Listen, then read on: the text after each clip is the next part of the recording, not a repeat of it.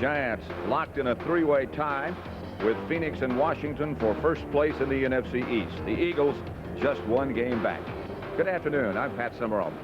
You know, the Giants said after last week's comeback against the Detroit Lions in the Meadowlands, they felt that was the best football game they had played all year long, maybe the best since the Super Bowl year of 1986.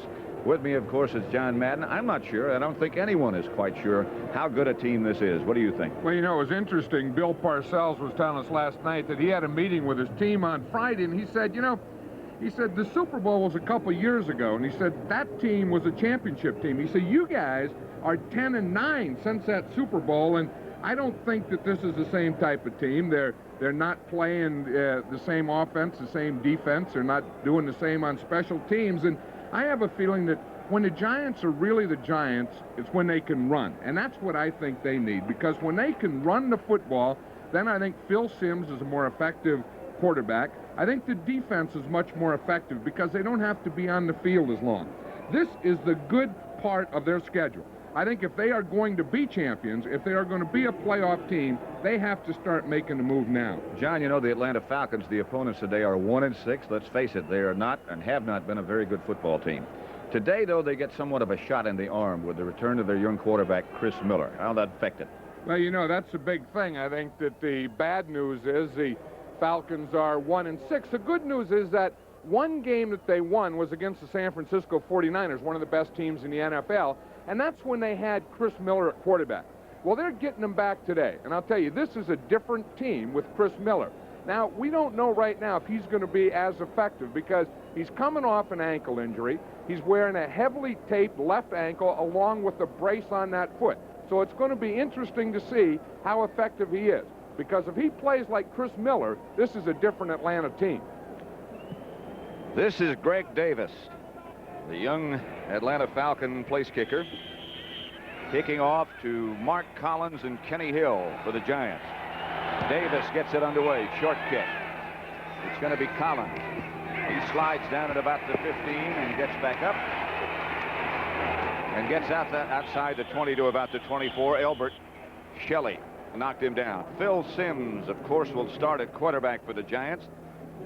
Here's the defensive line he'll be looking at. Mike Gann, Tony Casillas, Rick Bryant, all first-round draft choices. The linebackers, Andre Bruce, first-round choice this year, the first player picked. John Rady, Joel Williams, and Mike Reed, starting in place of Marcus Cotton. Butler and Case, the cornerbacks, Brett Clark and Robert Moore, the safety men. First and 10 Giants on their own 25. Lionel Manuel on the move, and Joe Morris gets the carry. A yard, perhaps, stopped by Rick Bryant.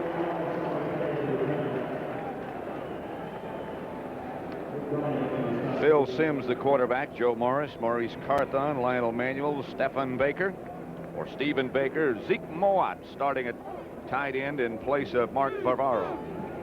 William Roberts, Hilliard, Oates, Moore, and Riesenberg up front.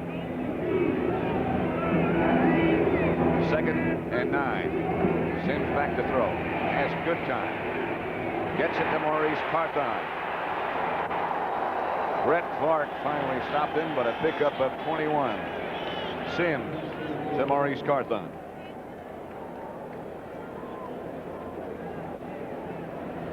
There is the place kicker, Paul McFadden, not Raul Allegre. In practice on Friday, Allegre pulled a groin muscle, and the Giants were lucky enough to have McFadden on hand, so he'll be doing the kicking today. Lionel Manuel split wide to the right. Baker to the left. Morris hit behind the line of scrimmage. Surged ahead for a gain of 1. Stopped by Mike Reed. You know, one thing I know, the Giants looked at the statistics, and the team that's last against the rush in the NFL is the Atlanta Falcons. So, as Phil Simms was saying last night, you know, he said every game we play, we want to be able to start off running, establishing the run. He said, but it doesn't always work that way. 2nd down and 8. Just shy of the 50. Hand off to Morris. Morris hammers into the Falcons secondary for a Giant first down. Stopped again by Reed. Morris got 13. Well, they ran right in there behind Eric Moore, the rookie guard, Doug Riesenberg, the second-year tackle. These two guys right here do a nice job of blocking to give Joe Morris the hold to that right side. See, it's a little delay or draw, block to the out. Carthon leads, and Morris runs right through the hole. Carthon did a good job of leading. Fine block. Sims back to throw. Going for Baker. Intercepted in the end zone. The Falcons have the ball. Scott Case came up with it. Yeah, it was interesting last night, Pat. Phil Sims says, we're going to work on Scott Case. We're going to go with Stephen Baker on Case. They did it, and Case won the first one. So the Falcons will take over their first offensive possession at their own 20. Oh, give me land, lots of land under sunny skies above. Don't fence me in. Now UPS delivers to every country in Western Europe, the Pacific Rim, Down Under, and Canada. And because we're so efficient, we can deliver your international parcels and documents for fewer francs, yen, or drachmas than other companies charge. Don't fence me in. UPS, we run the tightest ship in the shipping business. Today's Duracell batteries are built to last up to 30% longer than the ones we made a few years back, guaranteeing a long, happy life. Today's Duracell lasts 30% longer. Regardless of what some people think, all spark plugs aren't alike. These AC copper core plugs match my car's specs for up to 30,000 miles of high revving firepower. AC Delco parts. They don't just fit, they match. When it comes to making a serious decision, my brother Tom is a lot smarter than he appears to be. Like most thinking Americans, Tom is looking for a contemporary, innovative leader. A leader with quality he could believe in. A leader he can trust. Now, he has looked at a lot of television, listened to claims from all sides. And after careful consideration, Tom has made the smart choice. And that choice is Magnavox. The sign. Magnavox. Smart choice. Very smart.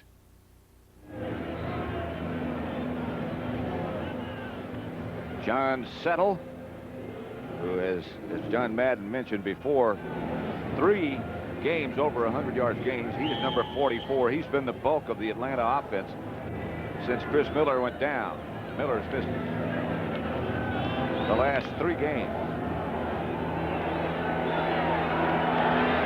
That's the book on him. 5 TDs, 5 interceptions. First and 10 Falcons, their own 20. Lloyd Dixon was the man in motion. Handoff is to James Primus, who was in the backfield with Settle. Here's the interception. Yeah, watch Scott Case, Pat. He's playing way off of Stephen Baker. Look, he's more than 10 yards off. He's waiting for that up. He's playing the deep one all the way. Look, he has that 10-yard cushion. He just backs up, backs back, keeps it up, and it takes Baker almost 20 yards to catch up with him, and then Scott Case can run with him and get the pick off. Bring up second and 9. Primus, the man in motion. Miller with a throwback screen to Settle, and he's got some room. It'll be a Falcon first down outside the 30, about the 33. Perry Williams stopped it. Miller will be looking at this giant defense. Eric Dorsey and Leonard Marshall, the ends. Jim Burt playing very well, the nose tackle. Banks, Pepper Johnson, Harry Carson, Lawrence Taylor. And the secondary, Collins and Williams, the corners. Terry Kennard and Kenny Hill, the safety men. Atlanta first down. Ball is at their own 33-yard line. We're in the first quarter.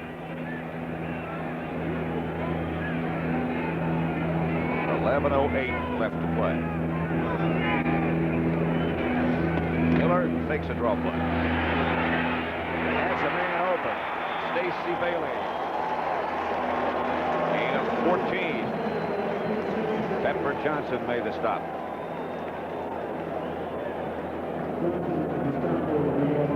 Settle and Primus the runners. Bailey and Dixon the wide receivers. Ken Wisenhunt the tight end up front. And this is a solid offensive line. Ken and Scully, Ratloff the center. Bill Fralick at right guard. And Houston Hoover, the rookie at right tackle, and he's a good one. Watch on that last play, Pat. Lawrence Taylor hit John Settley after he fakes that draw. Miller again back to throw. Chase out of the pocket. We'll see how mobile he is pretty quick. Chased out of bounds. Keep in mind that left ankle is very heavily taped, and it also has a brace on it. Chased out by Carl Banks.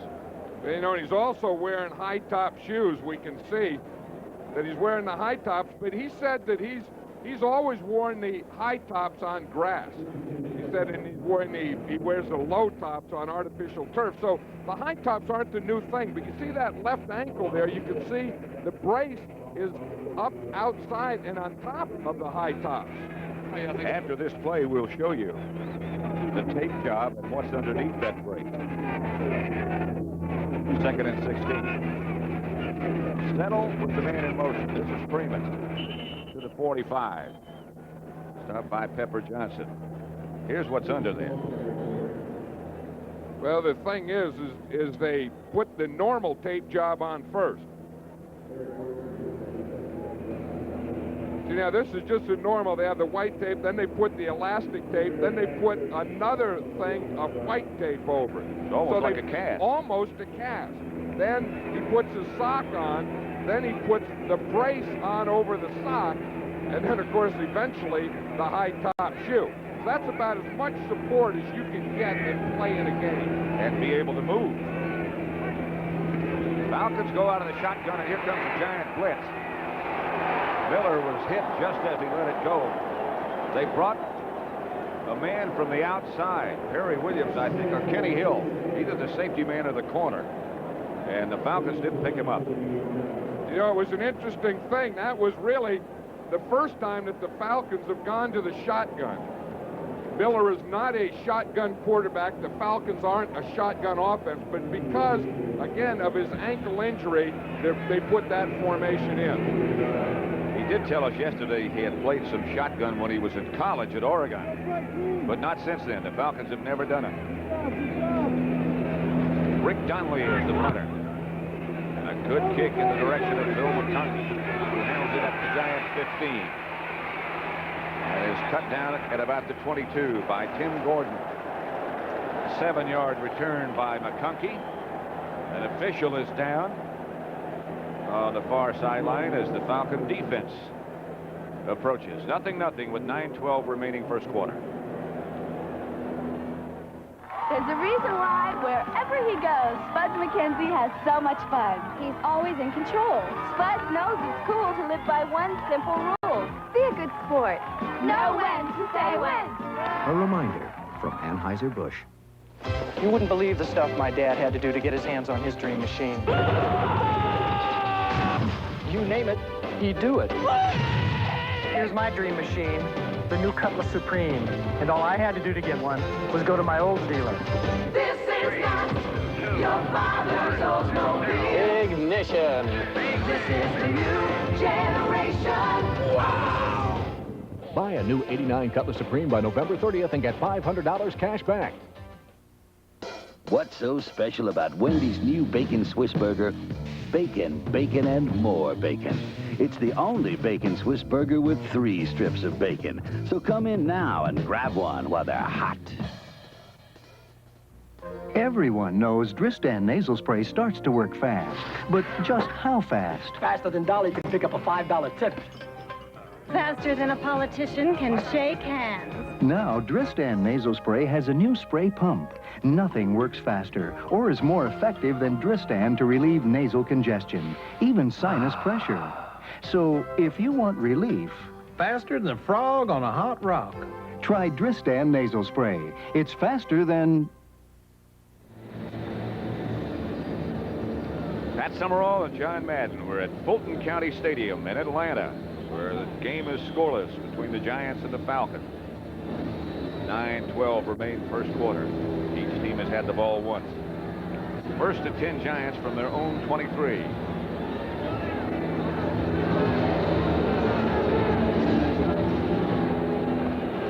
Joe Morris at the line of scrimmage. Maybe he got a yard.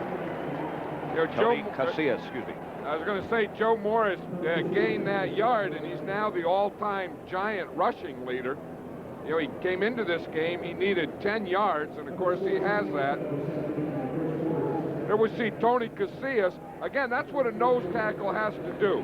You go into the center, hit it by him, play the center off, and then right down the line for the run.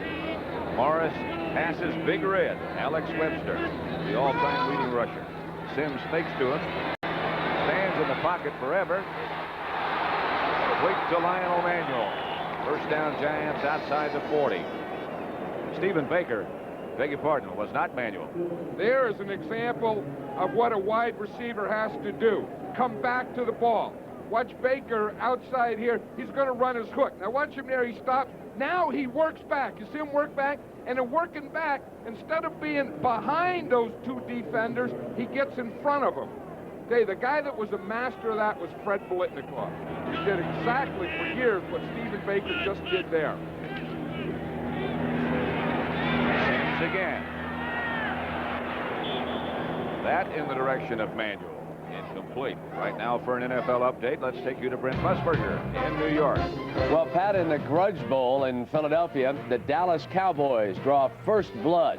Out of the shotgun, they hit Alexander, who tears away an 18-yard touchdown, and now it is 7-0. And the big one in the AFC Central, Bengals just scored. They lead the Oilers 13-0 back to Pat. Nothing here. 7:51 left in the first quarter. Second down, Giants from their own 42. Sims to Morris. Morris by Rick Bryan, but he gained 5. Early in the first quarter, Bill Parcells was thinking that's not a bad play for us. It's called a roll draw. Early, they ran it to the right side. Remember, Carthon leads, Morris carries the ball. That time, they just picked up 5 yards, running it to the other side. That's what you do as a coach. If you find something that goes, you stay with it. Sometimes you move it back right to left, or just stay on the same side you made the good yardage. 3rd and 5. McConkey was the man in motion. Sims with time. Throws behind the intended receiver, McConkey. And Tim Gordon put a hat on him. Yeah, that really exposes a wide receiver. What Sims has good time, he has a good lane there, and you said he threw it behind McConkey, made McConkey have to reach back, and while he was reaching back, whoa, he took a hammer job there in the middle. Maury Buford, who's been excellent, will punt for the Giants. Lou Barnes back deep for Atlanta.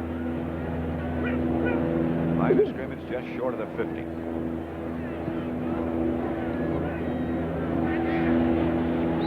Long count for the Giants. Buford. This one off the side of his foot. Last 2 weeks he's been excellent.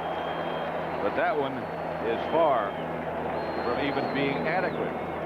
A 10-yard punt by Buford. Falcons get a break. You know what moms are like. You bring home a new guy, they put their foot down. Come home a little late, they put their foot down. Well, my mom's no different. I get this great new Oldsmobile Cutlass Calais with a quad 4 engine. And what does she do? You got it. This is not your father's Oldsmobile. I put my foot down. Uh-oh. This is a new generation of old. Buy a new '89 Cutlass Calais by November 30th and get $500 cash back. This is my boy. Don't ask me who wound him up. In his favorite outfit, in his favorite room. He was 13 months old when his dad died. But because we thought about those things, I've been able to keep the house. That was a gift Dan gave me. That and this kid who looks just like him. Nationwide is on your side. Some people take chances on car maintenance, but I don't. Give me AC filters every time. AC filters match the original specs on my cars like a nut on a bolt. AC Delco parts. They don't just fit, they match. Do you know why Spuds McKenzie has so much fun at parties? Because he's always in control. Spuds Giants knows it's cool to live by one simple rule. Know when to say when. A reminder from Anheuser-Busch. A perennial beast of the East, Penn State takes on the newfound power of Major Harris and 6th-ranked West Virginia next Saturday on CBS Sports. 7:02 left to play in the first quarter. No score between the Giants and the Falcons. Atlanta first down at their own 43-yard line. Dixon is in motion. Pitch back to Settle. Settle has some room, picks up good yardage out of bounds in front of the Giant bench by Perry Williams. A gain of perhaps 11. You know, this John Settle is an amazing running back. We were talking yesterday, and Chris Miller was saying he has great ability to make the first guy miss. That time, the first guy was a pretty good player. It was Lawrence Taylor. And he not only made Lawrence Taylor miss, he put him to the ground. This guy has come in. He's a free agent, second-year guy, Appalachian State. Came in for Gerald Riggs and has had 3 games over 100 yards. He's in his second year and sort of went unnoticed last year. Was not drafted, as John said, but he has certainly played well. Miller going deep, incomplete, and no flag. Intended for Gene Lang. They got from Denver. I tell you, you see Gene Lang out there. Remember, he was a running back that the Falcons got from the Denver Broncos when Tony Dorsett came over there. I tell you, that looked like interference to me. I think the fans were calling for it. I think maybe on that one the fans were right. It looked like Terry Williams was on him before the ball got there. 2nd and 10, the Falcons at the Giants' 46-yard line. Chris Miller, the quarterback. Wisenhunt. That's Gene Lang. They told us he was going to see a little bit more action today. He stopped by Pepper Johnson for a loss of 1.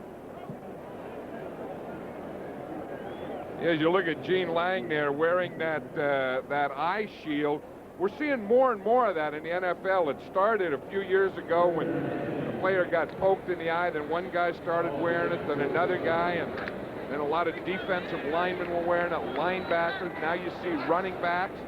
That's getting to be a big part of the equipment today. 3rd and long. They go with 4 wide receivers. Haynes. That's Jesse Hester, the move man. Giants blitz the safety man. Miller is chased out of the pocket by Eric Howard. Just gets rid of it. Incomplete pass, they say. Lucky. Here comes Donnelly. Well, Sheldon White was right up there in the line of scrimmage. He was in a blitz position. Watch him. He's the outside guy down here, 39. He starts rushing. Miller sees him. Now, John Settle picked him up. He had a blocker for him, but that was the thing that drove him out of the pocket when he saw Sheldon White coming from his right side.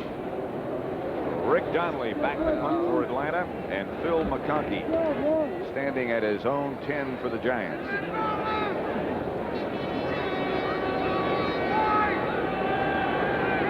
McConkey's thinking about getting into politics in New Jersey. Just thinking. High kick by McConkey. Fair catch at the 11. The Giants start deep in their own territory. Just a 35-yard punt, but very effective. 5:53 left. First quarter. We're taking the new road, we're taking the olds. Mama and me were traveling in style, mile after country mile. This is the new generation of old. Take a new look at Cutlass Sierra. This is not your father's Oldsmobile. It's my mama's. This is the new generation of old. Buy a new '89 Cutlass Sierra by November 30th and get $500 cash back. Blue Diamond almond growers know their almonds are always a main attraction. In fact, folks love the taste so much, they munch them just about anywhere.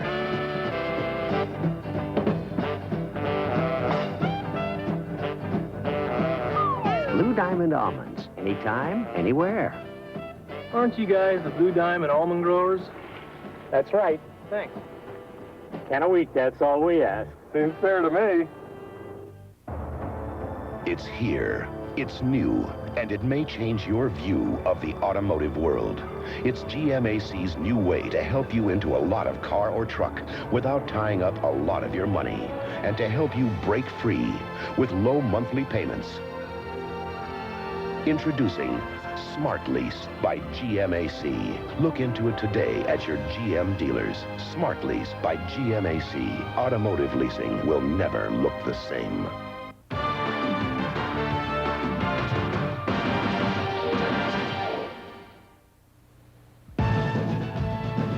Next Saturday on CBS Sports, Joe Paterno's Penn State Nittany Lions make the short run down to Morgantown to face the West Virginia Mountaineers. West Virginia, with a win Saturday, could spur the Mountaineers on to their first ever perfect season and a possible major bowl bid. Penn State and West Virginia next Saturday on CBS Sports. Back at Atlanta's Fulton County Stadium. Conference over on the sideline. The Giants take over with Otis Anderson. Maurice Carthon now in the backfield. Anderson in place of Morris. Here goes Sims to work. Almost picked off. And a flag on the play. Lionel Manuel, the intended receiver. That flag is in the area of offensive holding, probably on the left tackle, William Roberts. It is. You know, the Giants want to establish the running game, but they've seemed awfully pickish here in the first part of the game. They haven't established anything. Holding, number 66, offense. Penalty declined. Second down. You're right. It's Roberts. Jerry Markbright, by the way, is the referee. Yeah, what they're trying to do, I think, is get some running going so that they can play pass. Now, that was a play pass where they faked the run and throw the ball, but they really haven't established that they can run yet. Baker and Manuel split wide to the left, but they give the ball to Anderson, and he's hit it right at the line of scrimmage. No gain. Rick Bryan led the defense. 3 first-round draft choices in the front 3 of the Atlanta line. And I'll tell you, they aren't bad either. Gan Casillas, Rick Bryan, and then they got Andre Bruce. He's an outside linebacker, was the #1 player taken in the draft. He really hasn't gotten the feel of this game yet, though. And then on the other side, a second-round draft pick last year, Marcus Cotton. So they're a young team with a lot of high draft choices on defense. Shotgun formation. Bart Oates, the center, didn't like what he saw. Sims gets it out to George Adams. Stopped shy of a first down by Charles Dimry and Joel Williams. Dimry is another of those young players that they think is going to be very good. I tell you, you know, what happens is Bart Oates, look with his left hand, he's trying to signal Phil Sims to get over a little more to the left. I don't think Sims was behind him. Sims may have lined up behind the guard. Oates was telling, no, get in there behind me. I thought maybe he was feeling to see if he was back there. Buford.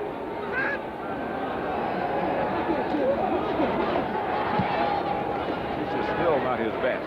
Lou Barnes steals it. Now gets into Giant territory and deeper to the 35 and out of bounds by Gary Reason. It'll be 1st and 10 Atlanta at the Giant 35, a 17-yard return. Look, here's Phil Sims. He did line up behind the guard. Look, here's Sims. Here's the guard. Here's the center. Sims is supposed to be back here. Sims got confused. He's lined up behind the right guard. Oates is saying, no, over behind me. Sims said, oh, there's the center. That would be embarrassing. You're waiting for the ball behind the guard? Whap, it goes out the other way. All right, the Falcons ball at the Giants, just outside the Giant 35. Miller, boy right to work. Gets it out to his tight end, Wisenhunt. He breaks a couple of tackles and gets a First down, Falcons. Terry Kennard tripped him up. Let's go back again to New York. Brent Musburger for an update. Well, Pat, Vinny Testaverde has coughed up his 17th interception of the season high, and the Vikings make the Bucks pay. Wilson hits his tight end Jordan 4 yards out, 7-3 there. Now, big shocker here. Without John Elway, the Broncos not doing a thing. 14-0 Steelers back to Pat. 3.5 minutes remain, first quarter. First down, Falcons at the Giant 22. Miller back to settle. The first man missed, but there were others there. Settle went out of bounds for a loss of 2. Yeah, he's an interesting guy that really looks like he likes to play the game. You know, he's a bright-eyed guy and smiling all the time and laughing and always looks like he's happy about what's going on. You know, you kind of like that. I mean, there's so many guys that are like business and this, and they got agents and top draft choices and big money. And this guy didn't have any of those things, and maybe the game is more fun to him. Lawrence Taylor moves over to the left side of the defensive line now. As he's standing up. He comes on the blitz. They get it out to Settle. Settle hammers down to about the 15 before he's knocked out of bounds by Carl Banks. A gain of 9. Just to give you an idea of how effective he's been, this John Settle, in the last 3 games. Look at this. Well, the thing is that shows that's total yardage. That this guy isn't a one-dimensional guy. He's not only a good runner, but he's also the top pass receiver on this team. And when you get up there in that area where you're doing things like Roger Craig is doing them, you're pretty good. Because I think Craig could be the best back in the league right now. That's Floyd Dixon in motion. Miller goes behind Stacy Bailey. And we'll get a look, I'm sure, at Greg Davis. Miller is the holder, by the way. You know, one thing, the Giants have given this Atlanta team some life. And that's one thing you can't do. When you have a team that's 1-6, you come into their place, you don't want to let them have any life. You don't want them to score first. And it looks like the Giants have done that. Field goal will be from 32 yards out by Davis, rookie from Clemson.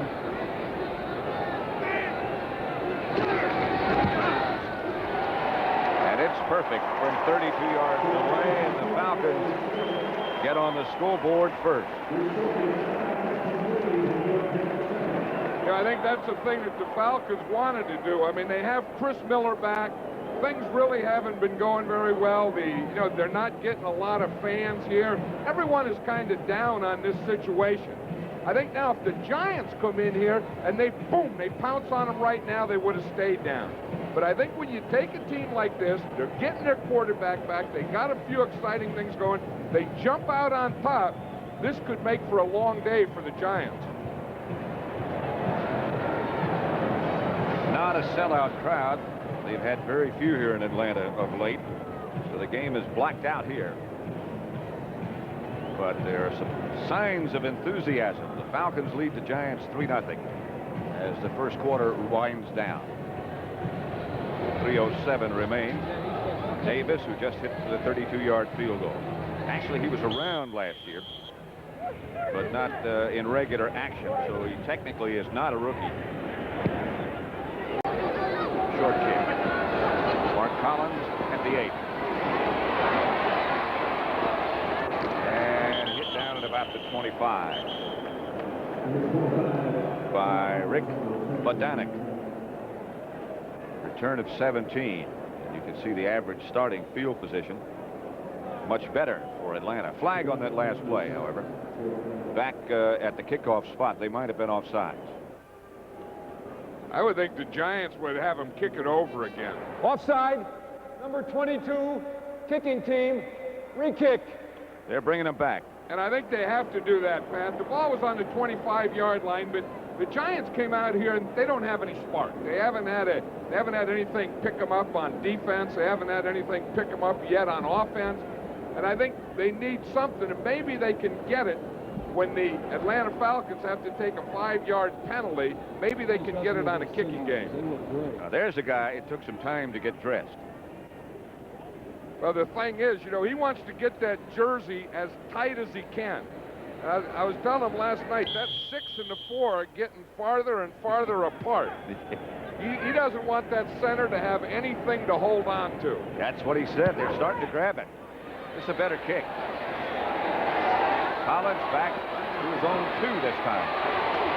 So this is Kenny Hill. No, I beg your pardon, it's Collins. Well, it was neither. Neil Gugamos, who was with the Vikings for a time. They gained 2 yards. They accepted the penalty. Got it 2 yards further out than they would have if they did not accept the penalty. First and 10 Giants at their own 27. 3-0. Atlanta leads.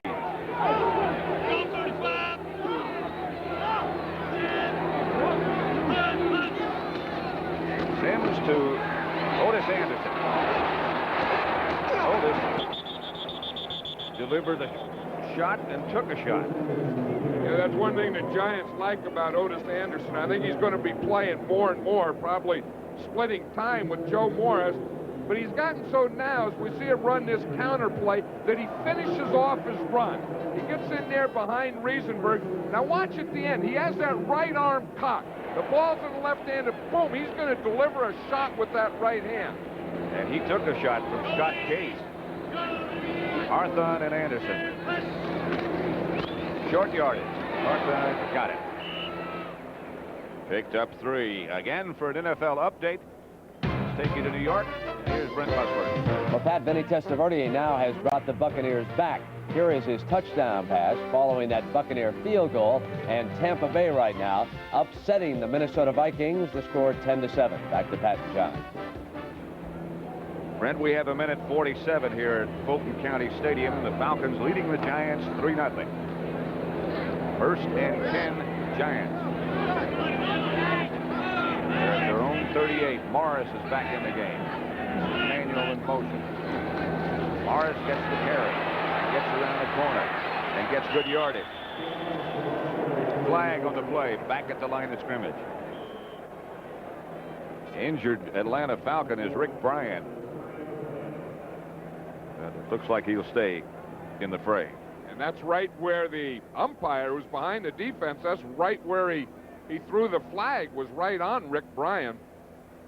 That was a sweep play, and the Giants call that flow 38. And they don't run a lot of sweeps, but they think with this team and their young outside linebackers that they can make pretty good yardage on that play. There's no foul on the play. The clip was in the legal clipping zone.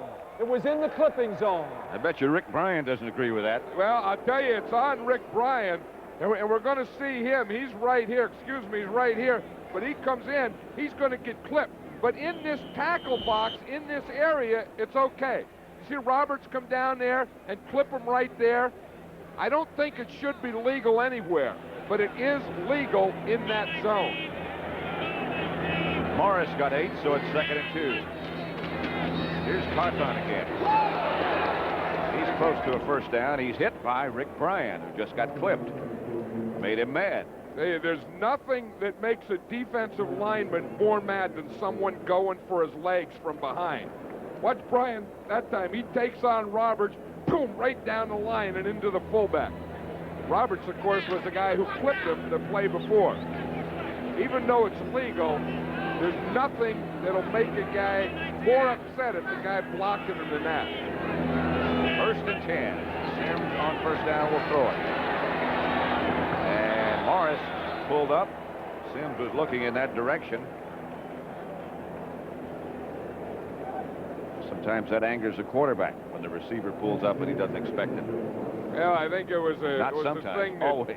It always does, but I think it was a thing that they had everything covered out there. The Falcons were in a zone, and Phil Sims had 2 receivers out on this side, and the Falcons had 4 defenders, so he was going to lose that matchup, whatever Joe Morris did.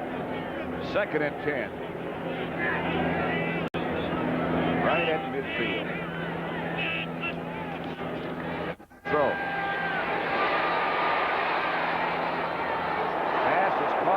Baker. And it's a catch. Dave, that is the second move that Stephen Baker did today that looked like Fred Blitnikoff.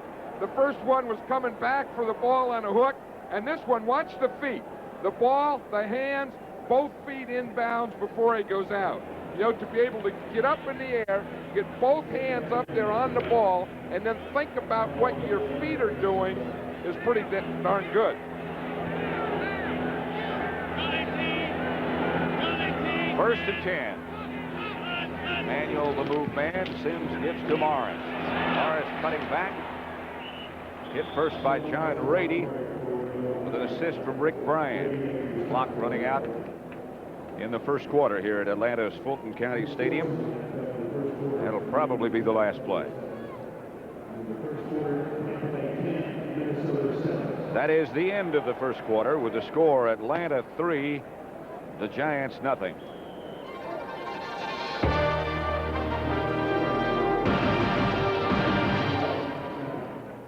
The motion picture event that names history's most gruesome killer. Somebody must know something.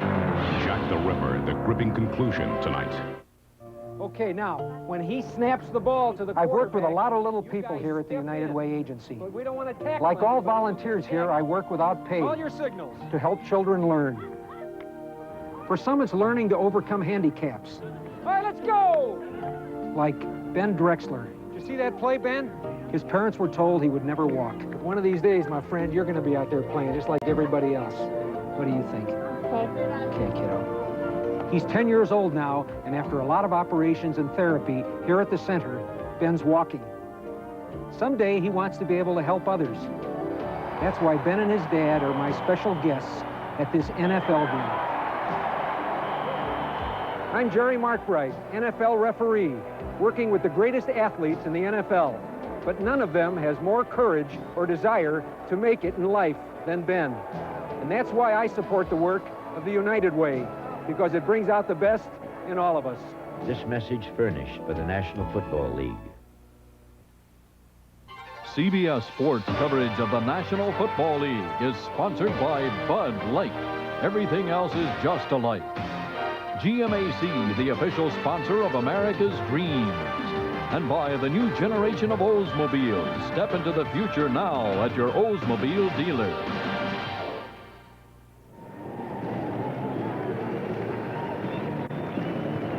Pat Summerall, John Madden in Atlanta's Fulton County Stadium, where the Falcons lead the Giants 3-0.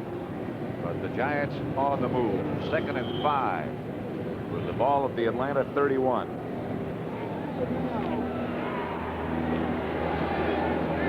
Bard Oates, the center. Zeke Moat, the tight end, in place of Bavaro. Morris and Carthon behind Sims. Chamorro. Morris down to the 20. A gain of 10. Andre Bruce. Dallas out in front of Philadelphia now 14-0. New Orleans with a 6-1 record. There's a little bit of a surprise right there. 17-0 Steelers over Denver, and that one would shock a lot of people, I think. Cincinnati 21-0 over Houston. New England, Buffalo in a tie. Hand off to Carthon. He picked up 6 right up the middle. Stopped by safety man Robert Moore. You know, the interesting thing about that formation, Pat, is Joe Morris is the fullback. See, Morris is the fullback here. Carthon is the halfback. It's usually just the opposite. Last week they ran that, led with him, ran to Morris. Now they just run it back that way to Carthon as a counter offense. See, everyone keying Morris. They start out, and boom, Carthon comes back against the grain. Same formation. Same play. 2nd and 4. Gain of 3, just 1 yard short of a first down. Stopped by Robert Moore. Well, that's what you try and do with your game plan. You look the week before, they used that formation. Every time they used that formation, Joe Morris carried the ball. So now you come the next week, you show them that formation, everyone's saying, look for Morris, and whap, they hit it to Carthon twice. Now that'll throw that computer out of whack. Bill Sims said last night, we were talking to him about that. He said, we're going to get that straightened out today. Well, that was one thing, and I think the other thing he was trying to do from it, or wants to do from that formation, is to play pass from him, where they fake the run to Morris and then throw the ball. Probably what he's setting up right here. This is the greatest position in the world when you get that short yardage thing where you have that run or play pass situation. There's Mark Bavaro in the game now as they come in with their short yardage formation. He has about a half yard for a first. Third and short. Riesenberg moves over and plays tight end on the left side. Bavaro and Loatter on the right. Maurice Carthon hit and hit hard by the Falcons, led by Bobby Butler, but he got enough for a first down. Yeah, we're going to see Carthon he becomes the lead blocker here. One thing about Otis Anderson is he runs hard, but he runs too straight up sometimes. And when you run straight up like that into the line of scrimmage, you are really going to get some hits at the end of it. And they got him straightened up, then they got him knocked backwards, but he got the first down. Morris back in the game now. That's Manuel coming back. Morris to the outside. Joe Morris inside the 5. Stopped by Joel Williams. It seems like he's been playing here forever. Well, remember, he started here with the Falcons, Joel Williams, then he went up to Philadelphia Eagles, where Marion Campbell was the defensive coach there and the head coach, and had him up there. Marion came back to Atlanta, brought Joel Williams here with him, and he's kind of the quarterback of this defensive team. Giants have had difficulty scoring a touchdown once they get inside the opponent's 20, the red zone they call it. This will be the 13th play of this drive. Anderson is the deep back. Right at the line of scrimmage, he is hit. No gain. Mike Gann was the first to make contact. Yeah, O.J. Anderson is a much bigger and stronger runner, but I've always felt that Joe Morris is a better short yardage runner. Because, again, Anderson, that time he just ran into Carthon, but again, that straight up stuff really doesn't do it. I think what you have to do is I think you have to be able to slither and find holes and gaps in there. That brings up 3rd and goal from the 5. Pitch is back to Maurice Carthon. Cut down at the 4 by Joel Williams. And we'll see the new place kicker. I hate the second guess, but those were 2 dumb calls in a row. Falcon player down, but now Clark is up and okay. Brett Clark, that is. I think when you get down there and you have 3rd and 5, I think you have to take a shot at throwing the ball. I don't think you give it to your fullback. So Paul McFadden in place of Raul Alegre. Giant kickers, and they've been 2. There have been 2, Alegre and McFadden. Alegre was 10 out of 11. This would be from 21 yards out. And plenty good. Jeff Hostetler was the holder. And so it's 3-3 as the teams have swapped field goals. 10:26 left in the first half. Introducing a sedan with the heart of a lion, the all-new Toyota Cressida. Inside, the majestic body beats a powerful 24-valve, 190-horsepower engine. Plus, legendary Toyota quality. Quality that has made Cressida the most trouble-free new car sold 2 years in a row. Cressida for '89, the king of luxury performance sedans and the pride of Toyota. After 6 hours of school, I had enough for the day. I hit the radio dial. With the designed-in sound of a Delco Electronics music system, now the best seat in the house is in your GM car or truck. Delco Electronics, it's who we are. In the past 2 years, 500,000 more Americans switched to Liberty Mutual for auto, home, and life insurance because we made their dollars work harder. America, babies and liberty, Liberty Mutual Insurance.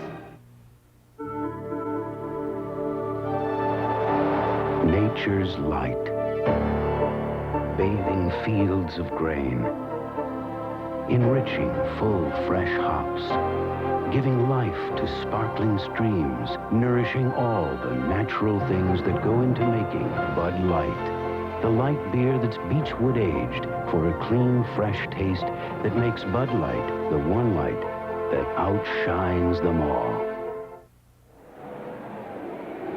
10:26 left to play in the first half. Paul McFadden set to kick off to Tim Gordon and Evan Cooper back deep for Atlanta. Good kick. Cooper at the 4. He had to land on his head. Mark Collins upended him. Joe Morris, in the event you have just joined us, has become the all-time Giant rushing leader with 4,680 yards, replacing Alex Webster. John, the play calling, we hate to be critical, but I don't understand it. I don't either. The Giants had a first down there. Joe Morris runs for 5 yards. Then Otis Anderson runs for -1. And then Carthon runs for 1 yard. And they didn't even take the shot at the end zone. Falcon first down. This is Settle over the right side, picked up 2.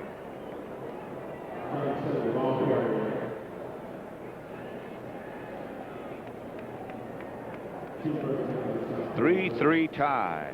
Minnesota 14-10 now over Tampa Bay. Look at the time of possession so far. 14:09 to 5:30. But the score is 3-3.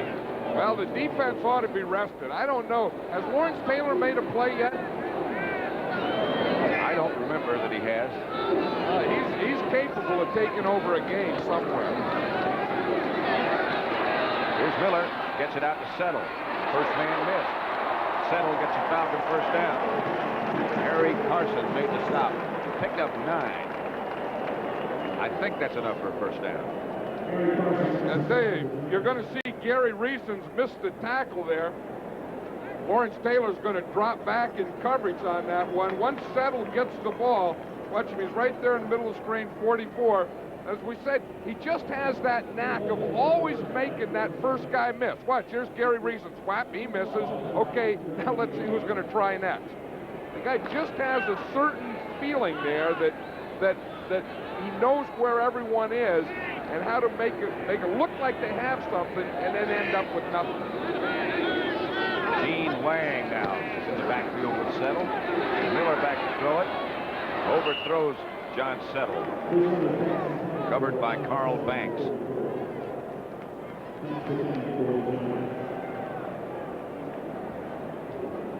See what happened to Lawrence Taylor. Well, the one thing, he's coming over here from the bottom of the screen. He's going against Mike Ken, who is one of the best tackles in the league, one of the best pass protectors, has been for years. And that time he got an inside move on him. But this Ken, as a pass protector, darn near is picture perfect. He has great technique. He keeps himself in excellent condition year-round. Here comes Taylor after Miller. Miller complete. Stacy Bailey. Pickup of 15.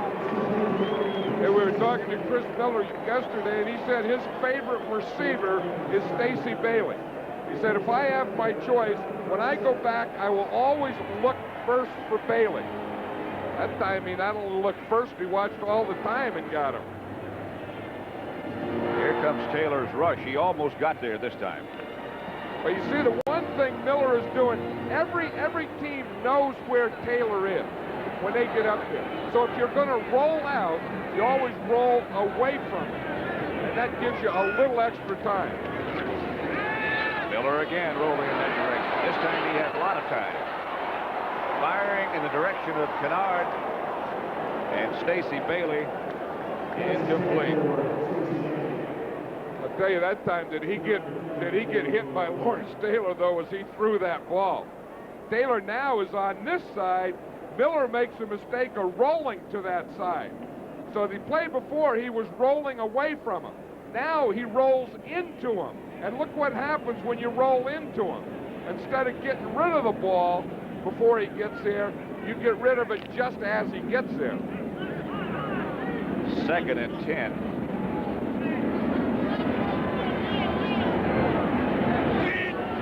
Falcons at their own 49. Hand off to Primus, who gets to midfield, a pickup of 1. Gene Lang, beg your pardon, not Primus. Harry Carson made the stop.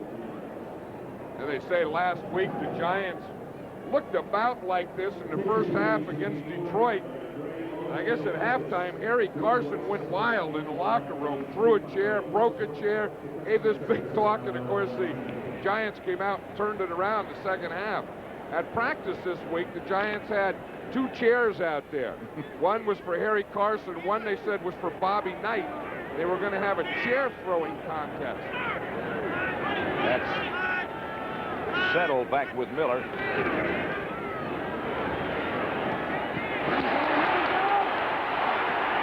Settle hammers a defender. Adrian White. 14-yard pickup. He's impressive.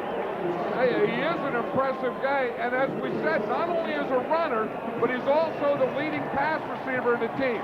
Here he's going to run a screen pass. He starts out to the left, gets his blockers out in front of him. Again, always makes that first guy miss, doesn't let the second guy catch him, and before you go out of bounds, at least deliver 1 blow. Which he did to Adrian White. Settle has caught 4. Picked up 44 yards, 1st and 10 Atlanta. Settle and Lang behind Miller. There's the Giant 36. Wisenhunt was the man in motion. He's to the 30. Gain 6. Stopped by Kenny Hill. Here's what he does for the offense, John. Well, you know, the thing is, we talked about both pass receiving and running the ball. If you look, he's 57% of their offense. And again, that's without Gerald Riggs. Again, with Steve Dills, when he was quarterbacking, he didn't throw much to the wide receivers, so Settle was probably a bigger part of it then than he'll be with Chris Miller. He's been a very big part today as well. 2nd down. This is Lang. They needed 4. They didn't get it. They got half of it. Here's what Settle is today. 55% of the Atlanta offense. Well, that's probably, again, what he's going to be all the time. With Gerald Riggs, without Gerald Riggs, when you have something going, keep feeding it. It'll be interesting to see what happens here when Riggs comes back, which should be in a couple of weeks. You know, Riggs is a fullback and Settle is playing fullback, so I'm sure that when Riggs does come back, Marion Campbell is going to have both of them, probably move Settle to halfback. You just about have to have them both in the game, as productive as they are. Miller. I think that's Jesse Hester. That should be another Falcon first down as he was stopped by Terry Kennard. Gain of 12. You know, one thing, all these Falcons are making the first Giant guy miss. I think that's one of the things where the Giants have slipped on defense, is they're not tackling as well as they were. Of course, we see Hester there went out of bounds before Kennard ever got to make that tackle. The Falcons on the move at the Giant 21. 1st and 10. 5:18 remains, first half.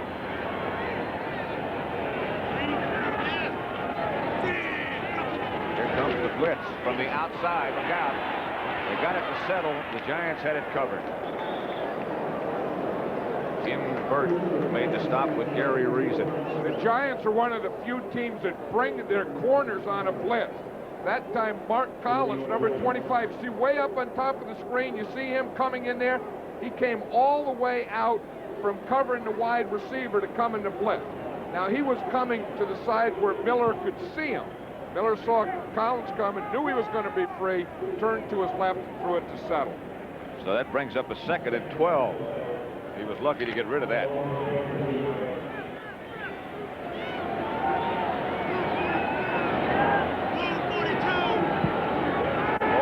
Dixon. Michael Haynes split wide to the right.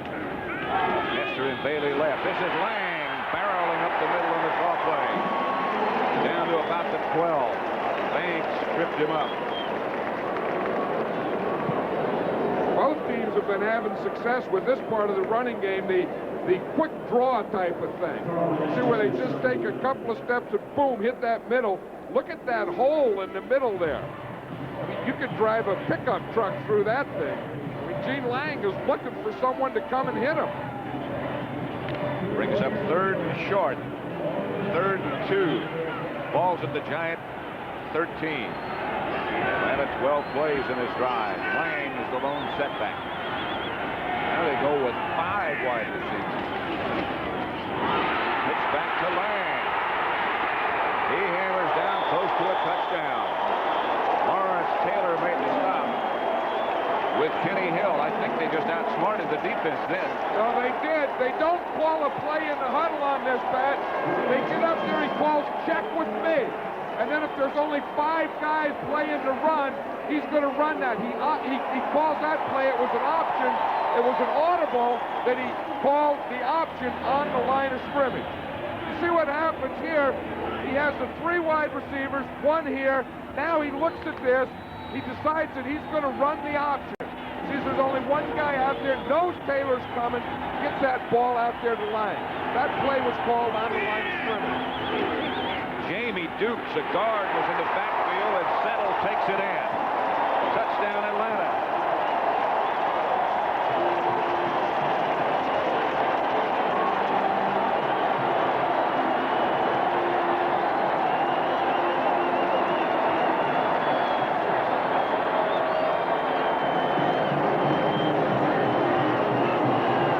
That is a big lead block. That's about a 300-pound lead block. Remember, that started in Chicago with the refrigerator. Correct. And Jamie Dukes gives the Atlanta version. Then they did it in San Francisco with Guy McIntyre. Jamie Dukes leads Settle into the end zone.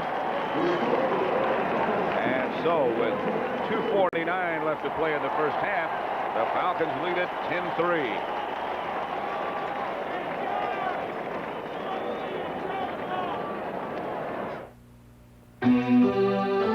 Meet your next truck. The truck for '89. The all-new Toyota V6 4x4 SR5. The most advanced V6 engine in its class.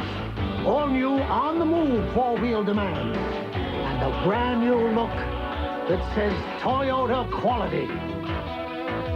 It's everything I ever wanted. Toyota, who could ask for anything more? The Van Pattens meet one tough customer. Dick Van Patten, you're saying someone can oil and lube my car better than me? Yes, it's called Jiffy Lube. In 10 minutes, the J-Team changes the oil with quality Pennzoil. Here comes the Pennzoil. Replaces the filter and lubes the chassis. Fills the fluids, 14 services in all. Okay, but how much? So welcome to Jiffy Lube. We'll take care of you like family. J-Team, this looks like the beginning of a beautiful friendship. It's just a pure and natural feeling. Oh. So icy cold, so crisp, so clear. Oh. The king of beer, so fresh, so true. For you, you got the taste. This blood's for you.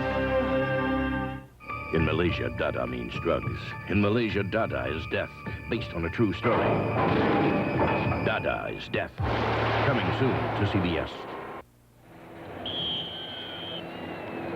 That's the longest scoring drive the Falcons have put together this year. Good kick by Davis. Gugamos at the 1-yard line. Oh, is he hit by Tim Gordon. 41 with the helmet on the other 41. Next Sunday doubleheader begins with the NFL today. The Bears go to New England. The Rams go to New Orleans. These Falcons will be in Philadelphia. John Madden and I will be in San Francisco for the Viking visit. And the Giants again tackle Detroit, second time in 3 weeks. This looked like a soft spot in the schedule, Detroit, Atlanta, Detroit. So far, that hasn't been the case. Phil Simms operates from his own 14. Otis Anderson behind him. Simms going to throw. Dumps it out to Anderson. Anderson out to the 20. 6-yard pickup, stopped by Joel Williams. Simms has had a lot of time. The Falcons haven't put much of a rush on him. You know, Joe Morris gained those 5 yards when they were going in the other way. Then they took him out. I was wondering if there was something wrong with them, but I guess that they're just playing Otis Anderson more and more.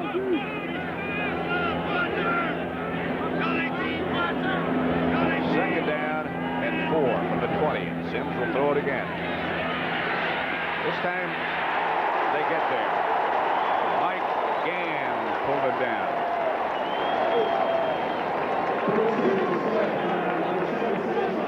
That'll be the 2-minute warning. Both teams have all timeouts remaining. Atlanta 10, Giants 3. At his home in France, wine expert Christopher Stevens invited friends to guess the price of a special cork-finished American Burgundy. Très bon. Qu'en pensez-vous?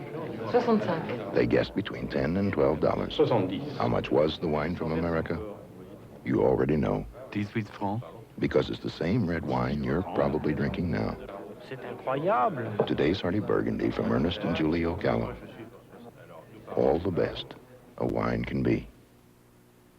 Hey, Slugger, what's happening? I'm out of here, Dad, and I'm going as far as $3.42 will take me. Northwest has some of the lowest fares around, but not that low. While other airlines have prohibited smoking on flights under 2 hours, Northwest is the only U.S. airline to make every flight in North America smoke-free. Hip, hip, hooray! Hip, hip, hooray! Northwest, Northwest! There's something new out there. For all of you, the truck for 89. The all-new Toyota 4x2 Extra Cab SR5. Now available V6 power. Real backseat space. And a new look that can only say one thing. Toyota quality. Got it all now. Toyota, who could ask for anything more? The punishing defense of the Vikings. Can it stop the unstoppable Roger Craig and the 49ers? Next Sunday on CBS Sports. Pat Summerall, John Madden in Atlanta, where the Falcons surprisingly lead the Giants 10-3. Third down. They need 6. Simms out of the shotgun. Boad incomplete, but a flag on the play. Tim Gordon on the coverage along with Robert Moore. Penalty marker down against Atlanta. Of course, that's in the area when you call that defensive holding. It's not only the penalty, but it's also an automatic first down. Holding number 23, defense, automatic first down. 23 is Bobby Butler.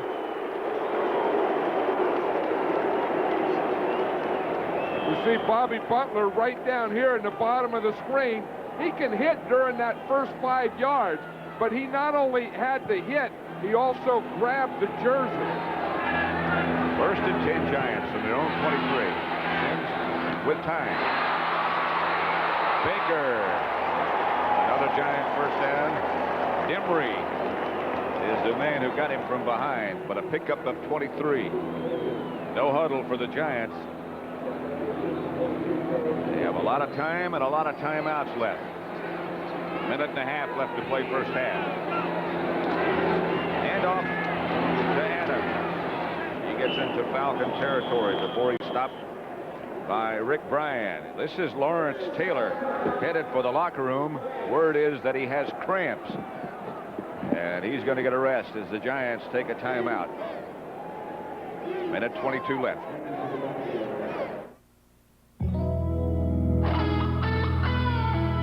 somewhere, right now, there's a clean, crisp, ice cold, Beechwood aged Budweiser with your name on it. Last year, half of our sales were of products that didn't even exist 5 years ago, like our pacemaker that changes speed to meet demands on the heart. We're Siemens USA, leaders in medical engineering, telecommunications, energy, automation, and electronics, with 23 research and development centers coast to coast, helping to build a stronger, more productive America. We are Siemens USA. Cars aren't cheap, never have been. That's why I never take shortcuts with cheap oil and air filters. Give me AC filters every time. AC filters match the original specs on my cars like a nut on a bolt. Precision AC Delco parts. They don't just fit, they match. Keep your car running the way it was made to run. Now get up to $8.80 back on AC filters and plugs. See your retailer for details. Coming up at the half, don't forget Brent, Irv, and Dick Butkus with all the scores and highlights. And Leslie Visser visited with Walter Payton this week. He found that even without football, he is still a man in motion. 2nd and 3. High snap, and he's got it. Out to Adams. Taken down by Joel Williams. No gain. Flag on the play.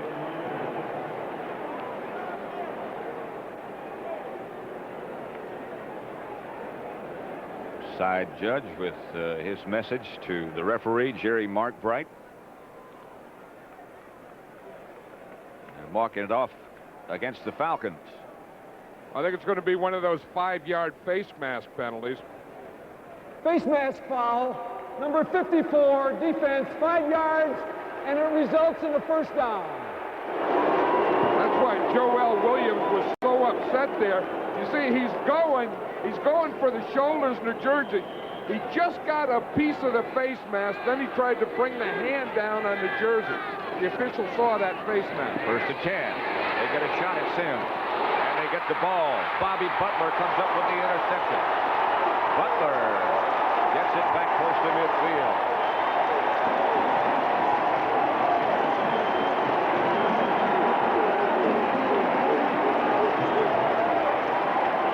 Pat, watch this. Zeke Mowat and Lionel Manuel are in the same area. I think it's a fouled up pass pattern. What you're going to see, two giants, they were to the left. They both went down. They were down in the ground. Bobby Butler was just standing back there zoning, and the ball was thrown right to him. And he returned at 23 yards. Don't forget the Falcons have all 3 of their timeouts remaining. And just over a minute left to play in the first half. Word from the Falcons is that Tony Casillas is out of the game. Of course, the defense is out of the game right now, but he's out with a bad back. Shotgun for Chris Miller. Settle standing back there with it.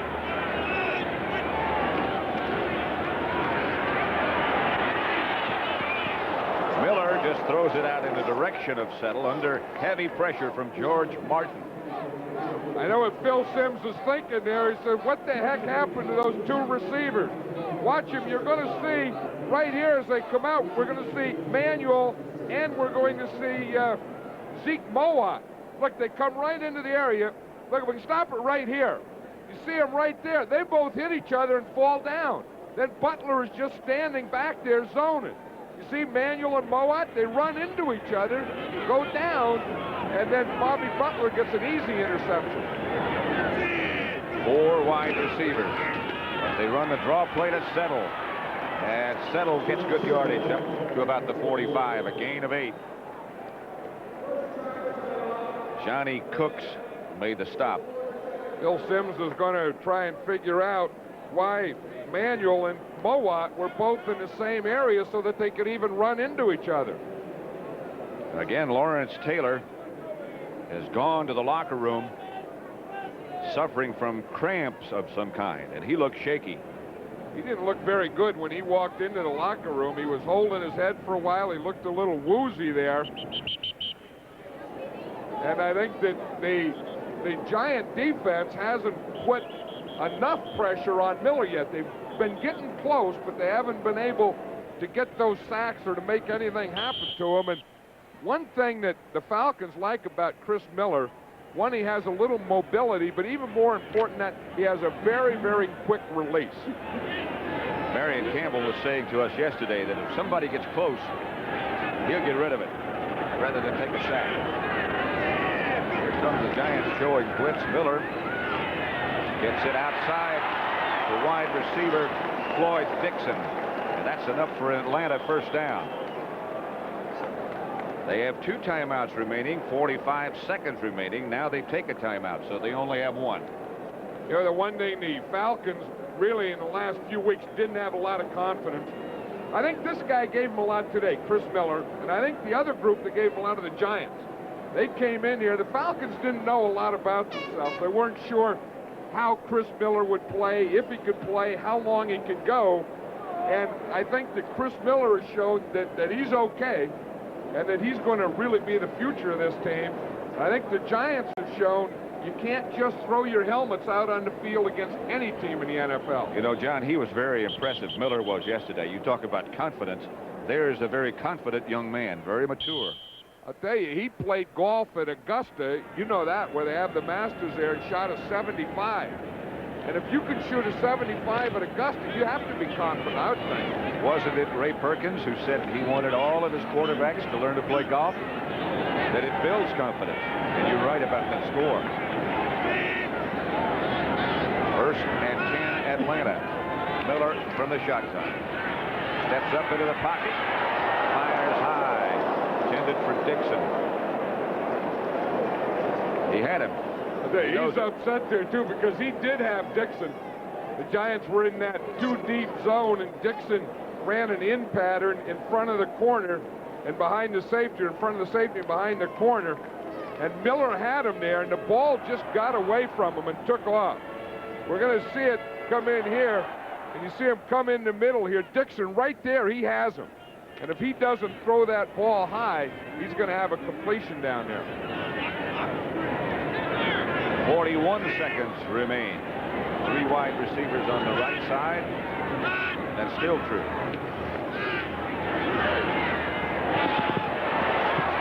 Incomplete, and no flags intended for Stacy Bailey. Perry Williams was the closest Giant. The thing is, we're going to see Perry Williams here on Stacy Bailey. Williams can play him tight. He can pressure him because he knows that he has help deep. You see, he has a safety there, Adrian White, coming in behind him.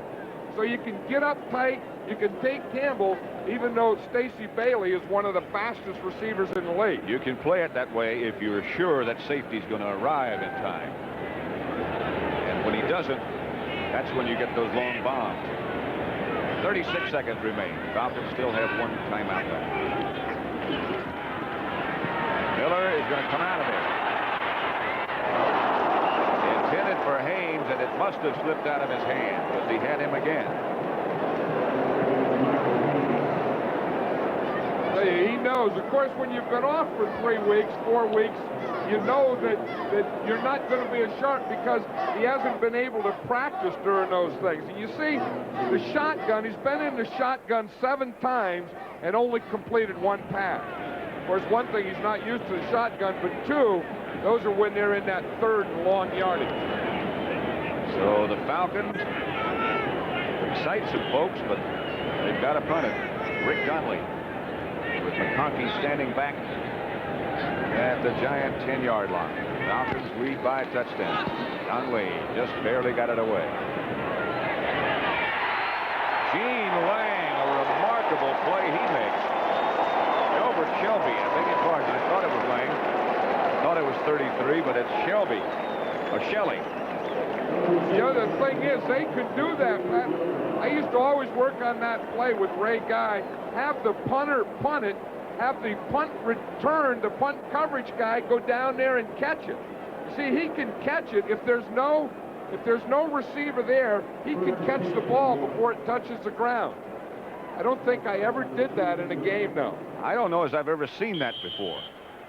You know, it is a legal thing to do. You can't do it if there's a receiver there, if they're going to receive it. But if they fair catch, you can come in behind and catch it on a fly. Giants 2 timeouts left. They'll just run it out rather than take a chance down here. So the Falcons will head for the locker room, led by Chris Miller. Leading by a touchdown, leading the Giants.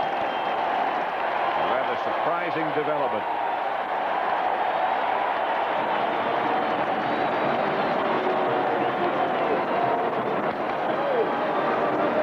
That's the end of the first half. With the score at Fulton County Stadium, the Atlanta Falcons 10, the New York Giants 3.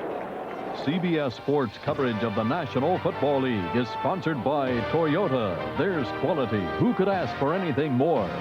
Northwest Airlines, serving more than 220 cities in 20 countries on 3 continents. And by Budweiser, Beechwood aged for that clean, crisp taste. This Bud's for you.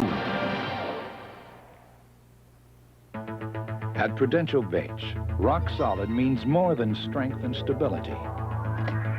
It's having the resources to develop and deliver individualized investment ideas. Market-wise means the insight and capability that helps clients find opportunities no matter what the investment climate. If anyone can get your strategy right on target right now, that's it. It's Prudential Bates Securities, rock solid, market-wise. Michael Dukakis has opposed virtually every defense system we developed. He opposed new aircraft carriers. He opposed anti-satellite weapons. He opposed 4 missile systems, including Pershing II missile deployment. Dukakis opposed the stealth bomber and a ground emergency warning system against nuclear attack. He even criticized our rescue mission to Grenada and our strike on Libya. And now he wants to be our commander-in-chief. America can't afford that risk. Next Sunday, the NFL's greatest hits are here on CBS Sports, starting with the NFL Today. Then it's Ditka, McMahon, and football's most ferocious defense. Chicago takes on the Patriots and ex-Bear Flutie. Then the punishing force of the Vikings. Can it stop the unstoppable Roger Craig and the 49ers? A doubleheader day of hard-hitting excitement next Sunday on CBS Sports.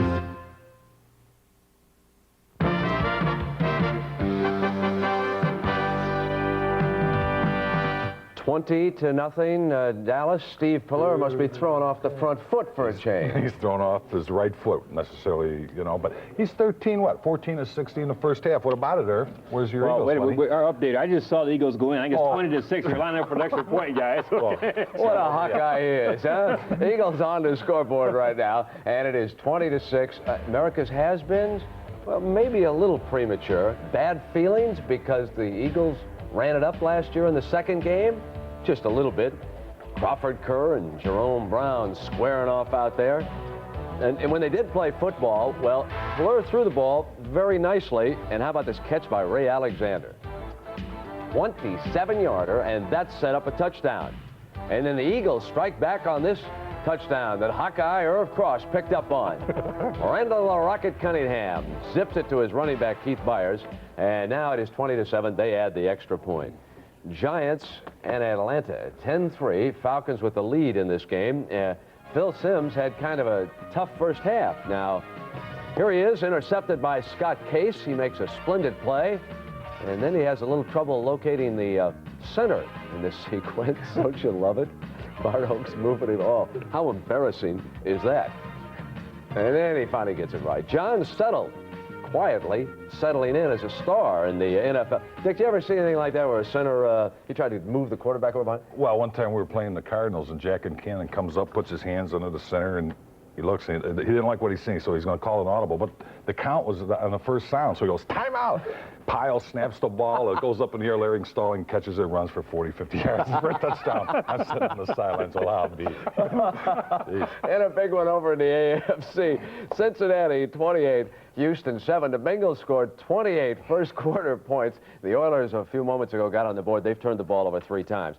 Pittsburgh hammering Denver. Denver without John Elway, and Kubiak has thrown 2 interceptions so far in that game. Raiders and New Orleans, 6-3 storyline here. Bo Jackson, he pulled a hamstring muscle. Apparently, he will be able to return in the second half. 2 carries for 45 yards. Detroit, Kansas City, 7-3. Somebody has to watch this game, so we've assigned Irv Cross, and this is his one highlight that he's got. Rusty Hilter to Chadwick. Give me your best note on this game, Irving. Talking to our crack research staff, they said that there's not very much going on in this game. The score is 7-3 right now at halftime. Of course, Chadwick got the touchdown. We know that. In the AFC East, New England and Buffalo are deadlocked at 13. Scott Norwood has kicked a pair of field goals for the Bills. He now has 77 points already this season. Minnesota and Tampa Bay, Vinny Testaverde, 3 interceptions in this game, 19 for the season. The record is 42, held by George Blanda after one of the intercepts. Well, Wade Wilson made him pay with that touchdown pass to Steve Jordan. Vinny did have 1 scoring pass, this one to Bruce Hill. And then on the sideline, Irv, well, Jerry Burns turned loose his favorite combination. He has to be a little irate right now, too, though. His favorite combination, when he wants 6 in a hurry, Chris Carter. Here, Wilson to Carter for the touchdown. Anthony Carter for the touchdown. You can't. Carter, you're still thinking Anthony about the Eagles. Jordan just got in again. It is now 27-10, pending the extra point for the Vikings. So we'll continue after these messages from your local stations.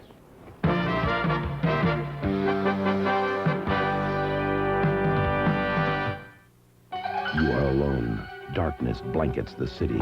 You hear a sound, footsteps approaching. You turn, run. The danger is real, not imagined. In your mind, you remember there is someone who can help, someone who cares, someone who understands justice. Wednesday night, October 26th, Your Protection returns at 9, 8 Central and Mountain. Are you ready for the Equalizer? This is CBS.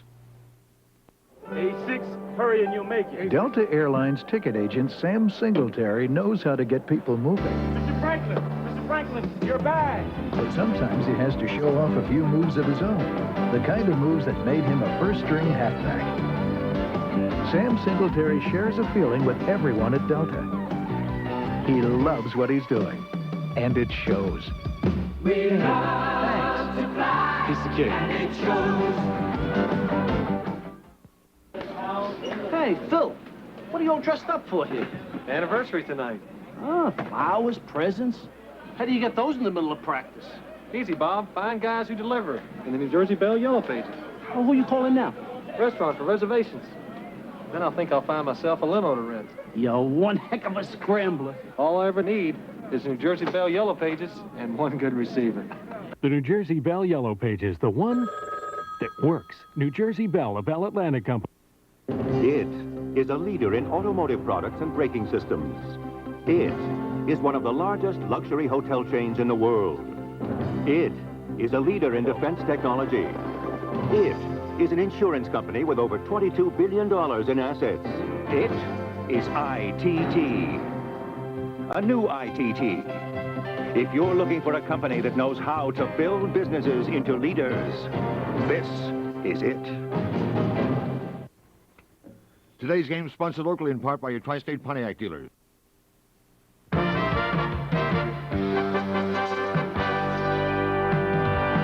Welcome back to our New York studio. You know, a surprise thus far has been how well the Chicago Bears have done without Walter Payton. As it turns out, Walter Payton is also doing fine without the Bears, although he is now a member of their board of directors. Now, Sweetness is filling his time and making money, giving speeches and running a chain of nightclubs, and as Leslie Visser reports, he's found other ways to keep his competitive motor racing. I've heard a lot of rumors that you're going to get bored, you're going to get tired, you're not going to have anything to do, you're going to get irritable. All those things haven't come into play yet. I have been irritable, I have been tired, but never bored.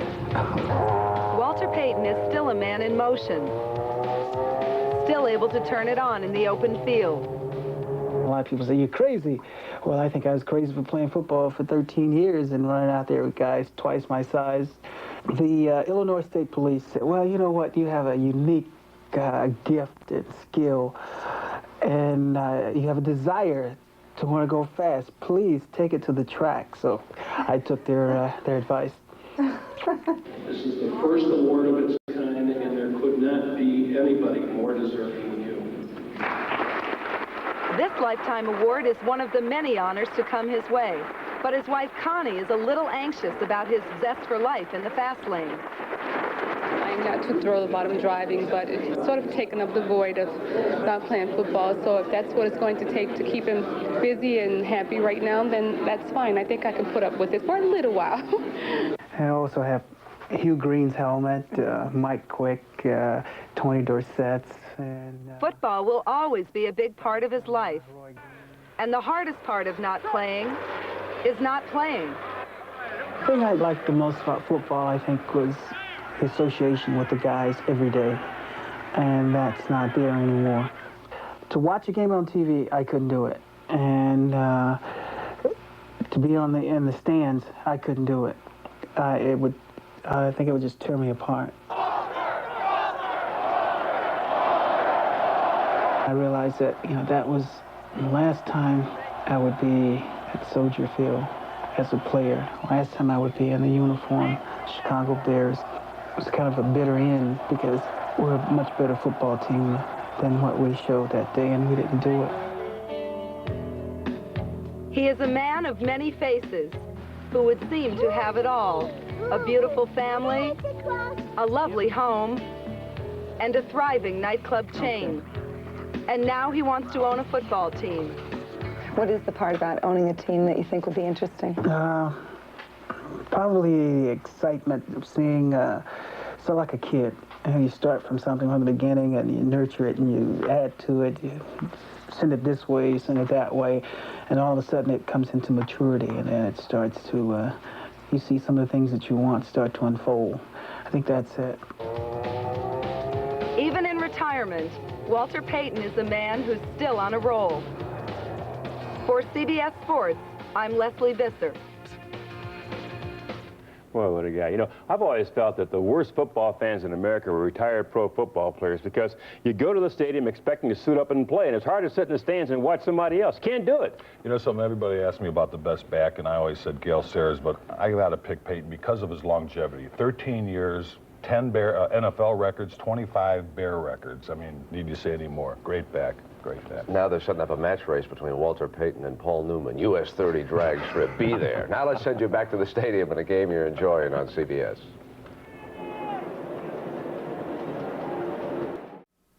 Hi, I'm Imus in the morning. You don't have to be a sports nut to enjoy New York's most entertaining sports team. Just turn on the new Sports Radio 66 WFAM.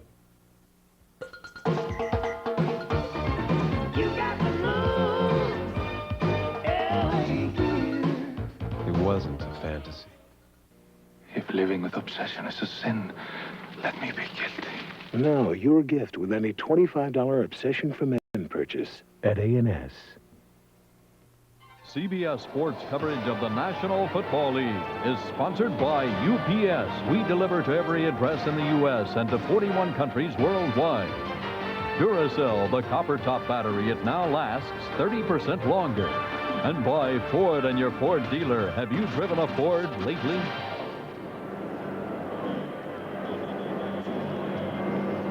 Get ready for the second half from Atlanta's Fulton County Stadium, where the Falcons lead the Giants 10-3. And look what turnovers can do for you. They lost to Detroit. They were even against New Orleans. In the one game they won, they were +2 in the turnover column, and today, again, they're +2, and they have the lead over the Giants. I think it's a combination of those turnovers. I know Marion Campbell expressed that all week with this Falcon team. I think it's a combination of that plus getting Chris Miller back. I think, as I said earlier, that makes this a different team. We see he's 10 for 20 for 100 yards. Not great statistics, but he hasn't done anything wrong. No interception. Phil Simms has thrown 2 interceptions. Cooper and Gordon back deep. Jamie Dukes, however, one of the up men, got McFadden's low kickoff and brought it back 13 yards. Miller has held up so far, his ankle. He missed those 3 weeks. Playing with that ankle, left ankle heavily taped and in a brace. But so far, he's escaped.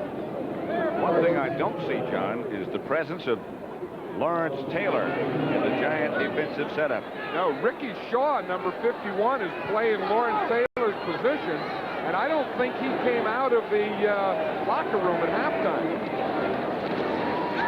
Miller on first down. Bowie had a man open. Stacey Bailey stumbled just as he made his cut.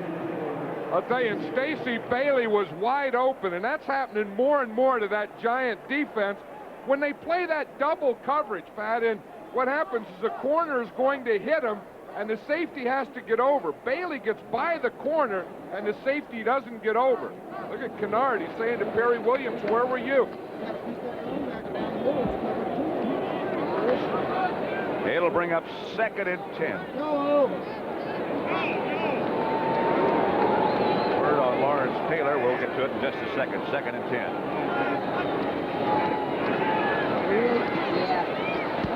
Incomplete, intended for Settle. Lawrence Taylor is, the word we've just gotten, is still in the locker room, taking an IV, getting some fluid back into his body.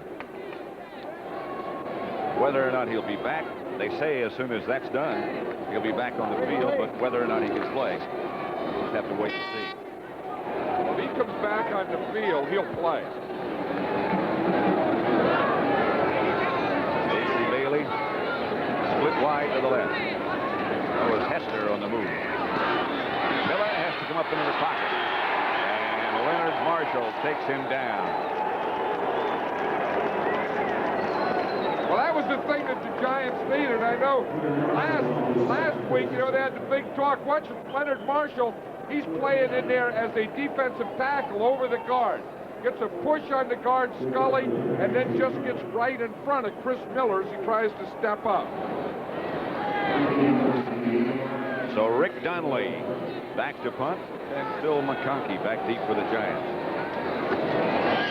Donnelly's kick end over end. McConkey signals fair catch, makes it. And the Giants will take over at their own 46-yard line. Next Sunday, it begins the NFL today. Bears go to New England, Rams at New Orleans, Atlanta at Philadelphia. And then Minnesota goes to San Francisco, and the Giants visit Detroit.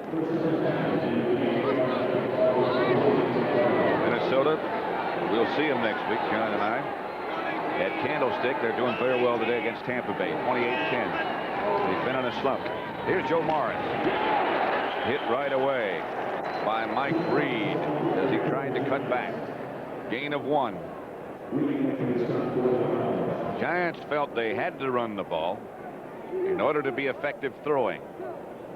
You know, Mike Reed is starting there for Marcus Cotton, who's been the starter at that outside linebacker. Reed's a second-year guy, and I'll tell you, he and Andre Bruce are doing a good job as the outside today, stopping that run.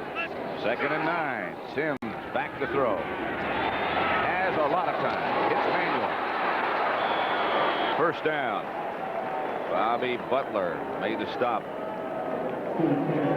Phil Sims pass distribution. This is in the first half. Well, see, he's just 3 for 8. That's what he wanted to do, is hit his wide receivers. In the first half, he's just 3 for 8, plus the 2 interceptions came to the wide receivers. 4 for 5 to the running back, and then in the first half, the tight ends didn't catch a pass. So he wanted to hit the wide receivers. Only 3 times did he, plus he threw 2 interceptions to him. He gets to Morris. Morris stopped for no gain by Rick Bryan and Joel Williams.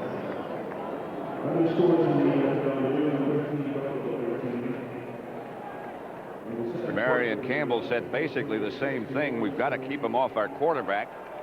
When John asked him what he felt they had to do to win the game, we have to protect the quarterback, and we've got to be able to run the ball. 2nd and 10. Sims has time and gets it to Maurice Carthon. Stopped by Andre Bruce. but a Giant first down and a gain of 14. That's an interesting pass where you take your tight end, Zeke Mowat, and he runs a pattern, and then you bring your fullback. Watch, Mowat's the tight end. He comes here, and the fullback, Carthon, comes right in behind him. So they run off with him, and boom, they hit Carthon in there. Watch them. They start off. Carthon's coming right in behind Mowat. He cuts underneath and catches the ball.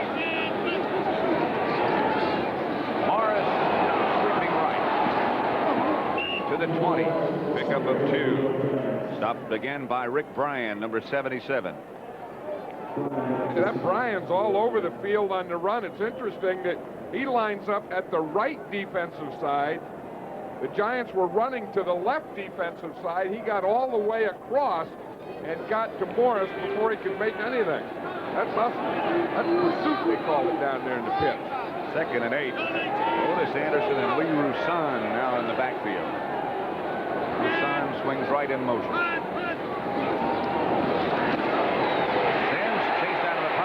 Bryan finally unloads. And way out of bounds. Intended for Stephen Baker. Covered by Scott Case.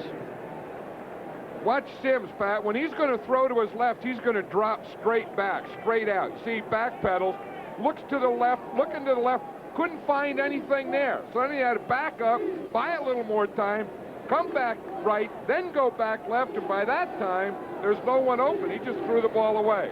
And here comes number 56, Lawrence Taylor, out of the locker room. 3rd and 8. Taylor left before the half. The first half was complete with cramps. And now he's just come back. And here's Sims. Falcons blitz it and bat it away.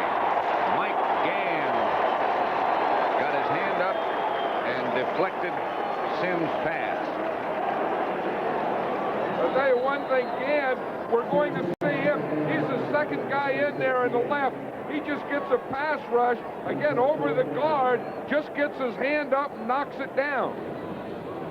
I tell you, that was a pretty good surge there they had. They had about 7 red jerseys coming on Phil Sims. Including a safety man, Tim Gordon. From 37 yards, McFadden will try to get the Giants closer. Hostetler holding. Hostetler fell down.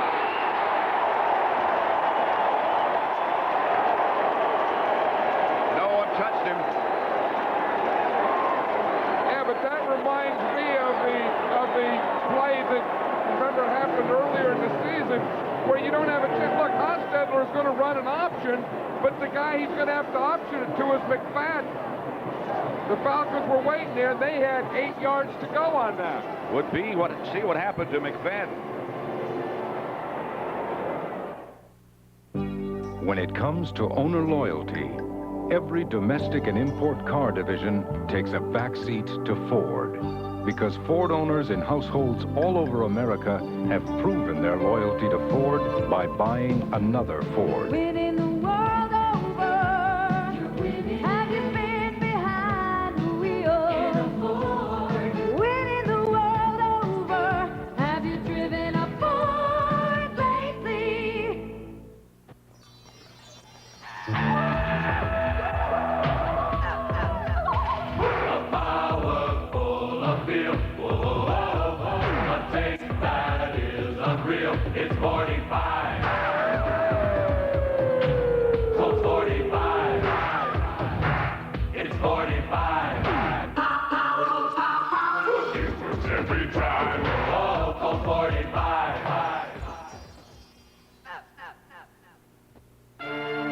Today's Duracell batteries are built to last up to 30% longer than the ones we made a few years back.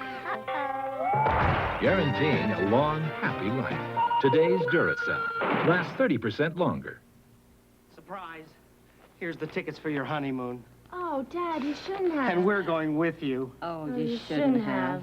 Northwest frequent flyers earn free trips fast, so you can give them away or go away or both. There's Jeff Hostetler, who just was the holder, who took off on a fake field goal. And the man he was going to pitch to, if he did, only wears one shoe. Well, the thing that surprised me about it is look at the down and distance. He had 8 yards to go. He didn't even get back to the line of scrimmage, and I knew he fell down, but there was no option of a pass. In other words, Hostetler or McFadden was going to have to run 9 yards to even get a first down. Settle and Primus. The handoff is to Settle, and he gets the Falcon first down. 11 yards, stopped by Harry Carson.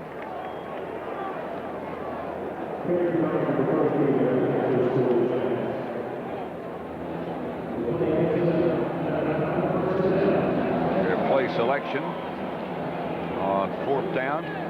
By the way, Lawrence Taylor is back in the game. The right linebacker. Into the line on this side. Settled. Good yardage again. Almost another first down. Stopped by Pepper Johnson. He gained 9. John Settle is fired up. You know, you talk about the Giants having a talk or something. It looked like someone had a talk with John Settle. I mean, he had a fine first half, and then he comes out here and he looks like the life of this party. You know, the coaches were saying that he's not a guy, he doesn't look good in practice. And you start putting him in a scrimmage, and the guy produces. You put him in a game, and he produces.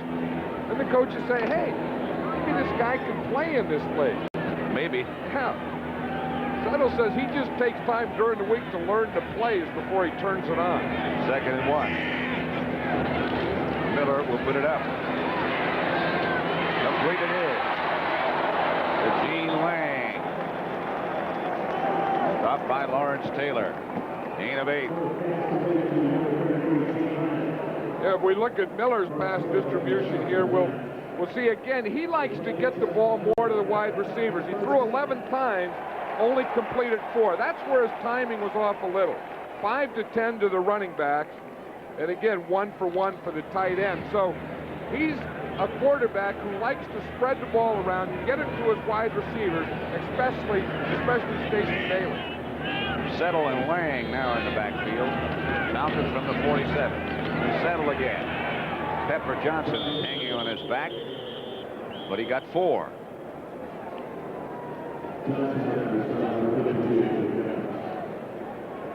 Yeah, watch the right tackle here, number 69, Houston Hoover.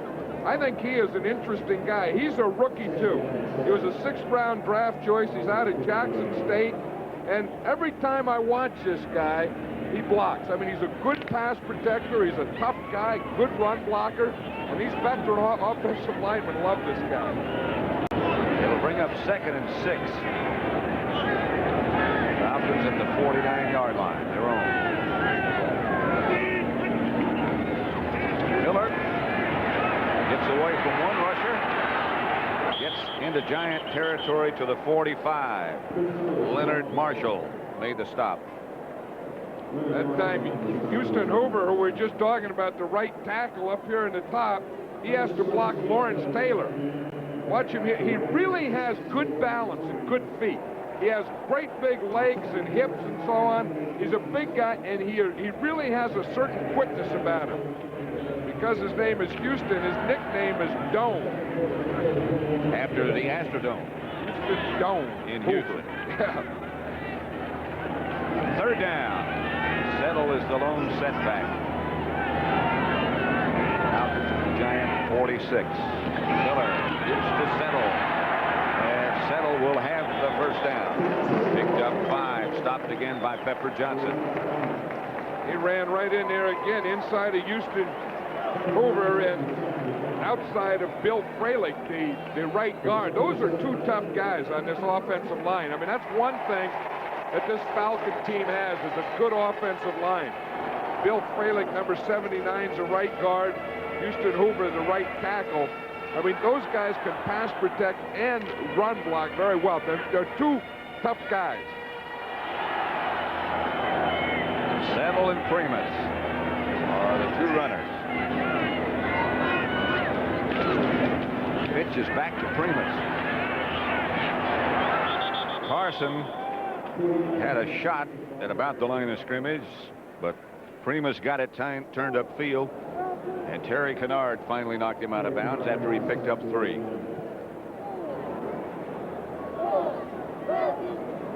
Yeah, we're talking about Bill Frelick there, number 79, being a tough guy. Remember, we had him a couple of years ago on the All-Madden team. In WrestleMania 2, he got in there, and he was one of the last guys thrown out of the ring. He said his dad was a tough guy. His dad was a big guy, like 6'3", 250, had a sign at his house, "Don't worry about the dog, beware the owner."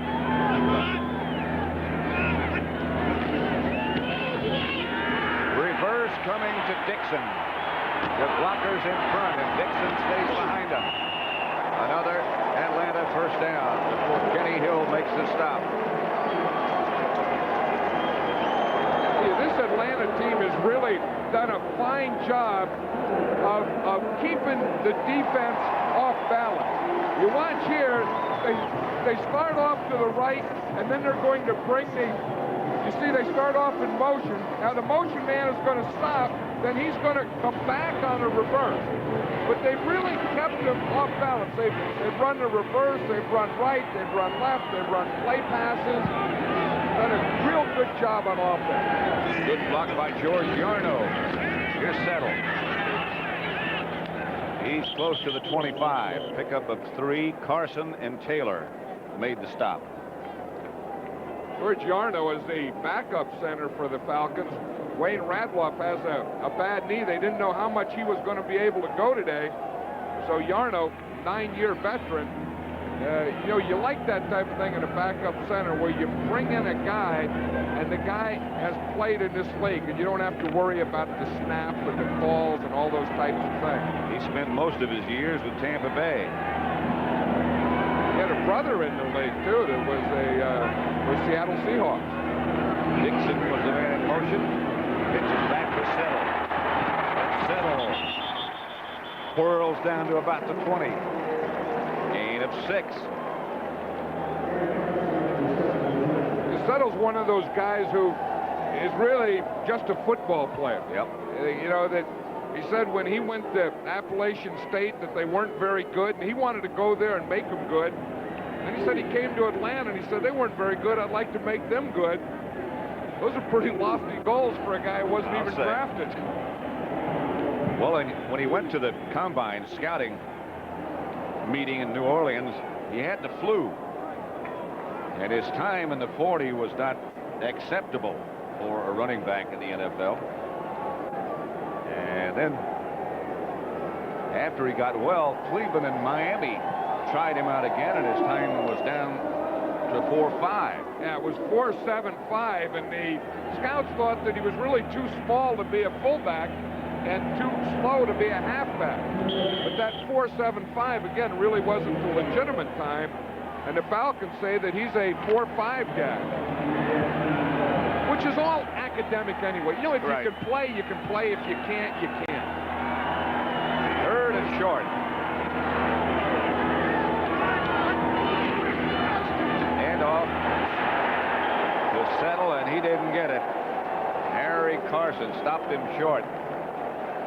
Now, do you go? Here comes the field goal unit. I'll tell you, Harry Carson's going to shoot the gap right up the middle. Watch him. He read that thing all the way. There was a hole open for him, and he got settled before he could get back to the line of scrimmage. That was a great read by Harry Carson. So the field goal unit comes on. Chris Miller holds for Greg Davis. 37 yards.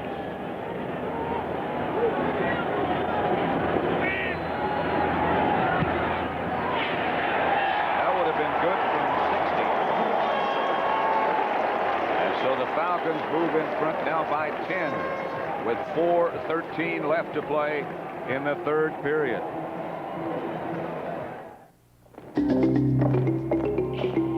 The Ford Mustang LX convertible. With its impressive list of standard features, it's just what the doctor ordered. Open up and say, ah.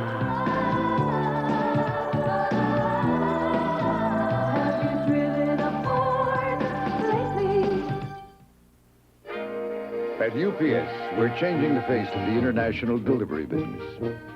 Because now UPS delivers to every country in Western Europe, the Pacific Rim, Down Under, and Canada. And because we're so efficient, we can deliver your international parcels and documents for fewer francs, yen, or drachmas than other companies charge. And let's face it, a drachma saved is a drachma earned. UPS, we run the tightest ship in the shipping business. If you haven't seen what Zenith's been doing lately,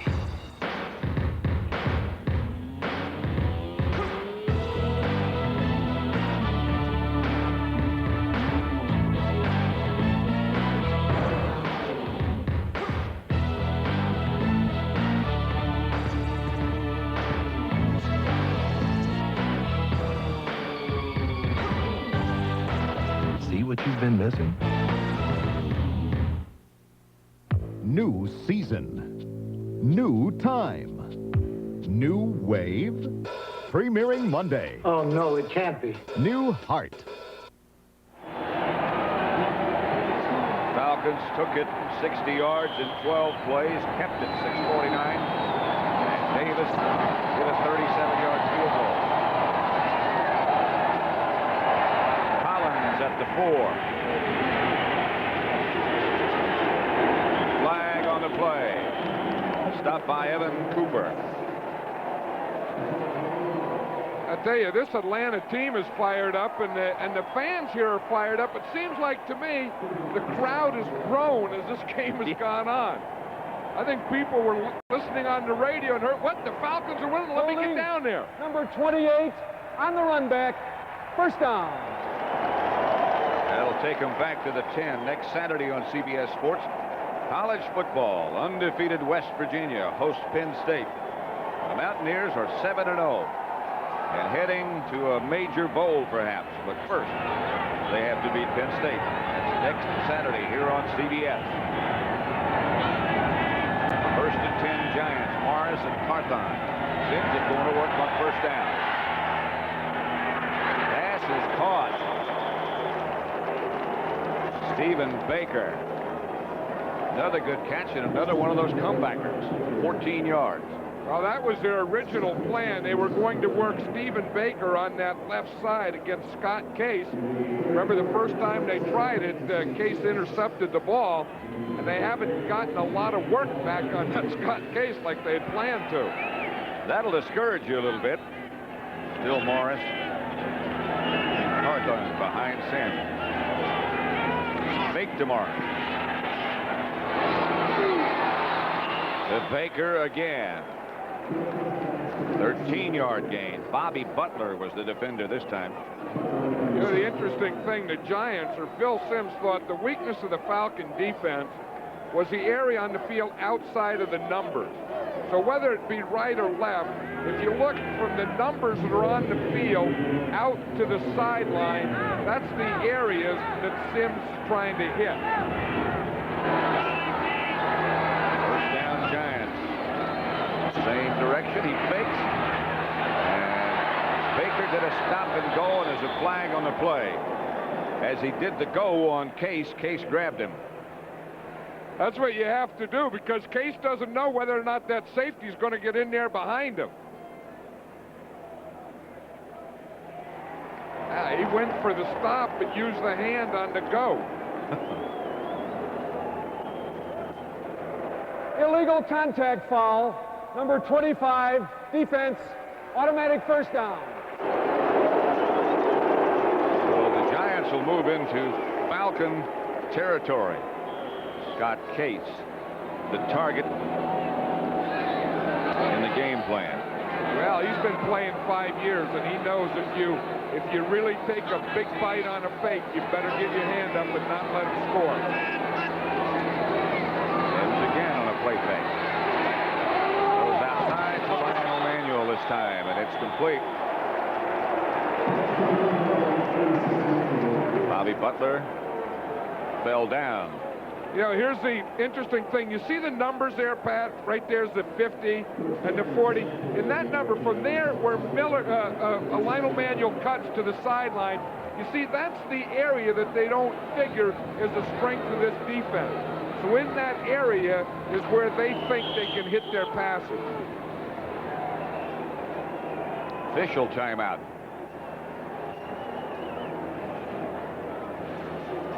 I'm not sure why.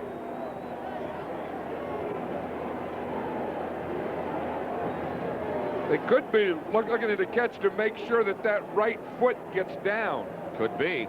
I don't know that, you know, I don't know if you could put any paper under that right foot or not. The left one was definitely down.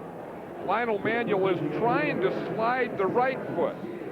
Now watch it. He has to have the ball first. Now he has the ball. Okay, the left foot definitely hit.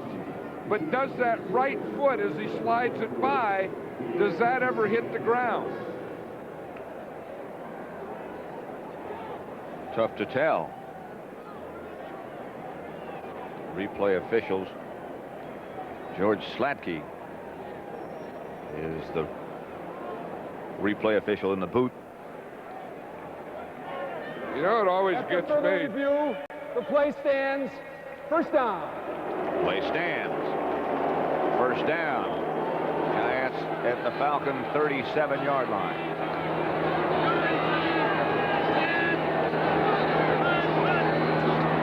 Sims again. Will throw the play pass if he has time. For Moa. What a good throw by Phil Sims. Moa down at about the 10. He was being covered by Joel Williams. Great throw by Sims. He's going to come off a bootleg here. You see, he fakes to the halfback coming across, bootlegs out to this side. Wasn't going to Mowat at first. He was trying to hit the outside receiver out there. Waited until Mowat got in that area between the numbers and the sideline and hit him. That was the first pass he's completed to a tight end today.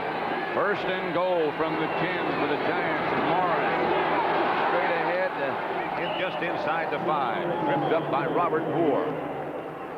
Bill Sims is motioning to the bench the formation he wants. Word on Stacy Bailey from the Falcons is that he has a bruised shoulder, and he may not return. That'll hurt. Hey, one thing for the Giants now, the last 2 times they got down here, they shot themselves in the foot. And I think this is where they have to get this one in for no other reason other than just confidence in this football team. Second and goal from the 5. And Jamar. Forced out of bounds by Moore after only about a yard.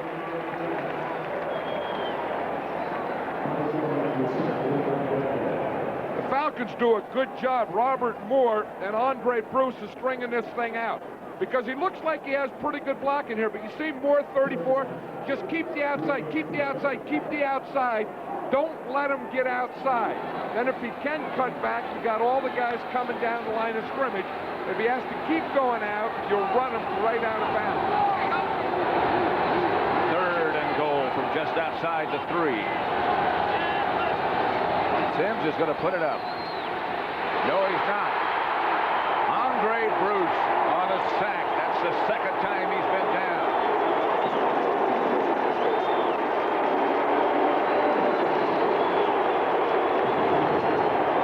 Andre Bruce was the #1 player picked in the draft this year. The first player in the entire draft. He really hadn't played that way all year. They had expected him to be a big pass rusher. He hadn't been. Marion Campbell feels he just has to get a feel of this game. We have to play with him. We have to live with him, and he'll get better. That was a big, big play. If you're saving him, you might as well save it for that position. McFadden from 27 yards, right down the middle. It's 13-6 now, with 52 seconds left in the third quarter. Falcons lead it. If you thought you had to give up comfort to get a close shave, Norelco says, think again. Their revolutionary shaving system shaves skin close in a way that's incredibly comfortable. As the hair enters the chamber, the patented lift and cut system lifts each hair and holds it a split second before a blade cuts it, so it's possible to shave skin close without the blades even touching the skin. The lift and cut shaving system from Norelco. We made close comfortable. What do you think of the Ford Festiva? It's big. It's small. Sort of a big smallness. Cutest little thing. Festiva gives you features like a roomy interior, 660 powertrain warranty, sometimes even your own parking space. So it's big and small. How about Festiva's price? It's small. Small. It's nothing. Ford Festiva. Call it big, call it small. Call it yours for only $56.99. Have you driven a Ford lately? Xerox presents The Great American Torture Test, Alaska. Xerox. Death Valley. Xerox. City traffic. Xerox. Coast to coast to prove under the most extreme conditions you can't buy a better antifreeze coolant than Xerox. No matter where you drive.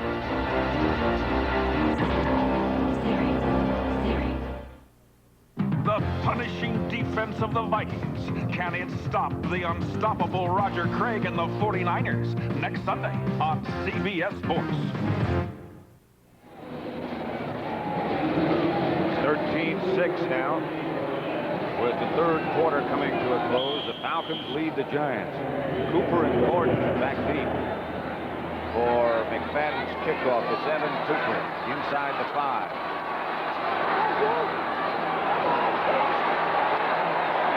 And outside the 25. Finally stopped by Adrian White. Now with 40 seconds remaining, third quarter, Falcons by a touchdown. All across America, companies are declaring Liberty for All, a revolutionary idea from Liberty Mutual Insurance, where employees can now save on all their auto, home, and life insurance through the convenience of payroll deductions. Liberty for All. It's freedom from bills and paperwork, and it can save you money. America believes in liberty. Liberty Mutual Insurance. When you move with Ryder, think of the unpacking as practice. Because only Ryder will enroll you in one of the country's biggest discount shopping services, absolutely free. Which means you can buy almost anything for your new home at some of the best prices around. So after you unpack, you can unwind. Move yourself with Ryder and settle in with the savings. Ryder, we're there at every turn. The new Remington Electroblade vibrating blade system has been an amazing success for those who prefer shaving with a blade. Electroblade's vibrating twin blades glide so easily you'll get the closest, smoothest blade shave you've ever imagined or your money back. I had to try this to believe it. Denerex tingles. Tells me it's doing more. Selsun Blue, no tingle. Both Denerex and regular Selsun Blue have dandruff medicine, but Denerex adds an extra anti-itch medicine. So long, Selsun Blue. Hello, Denerex.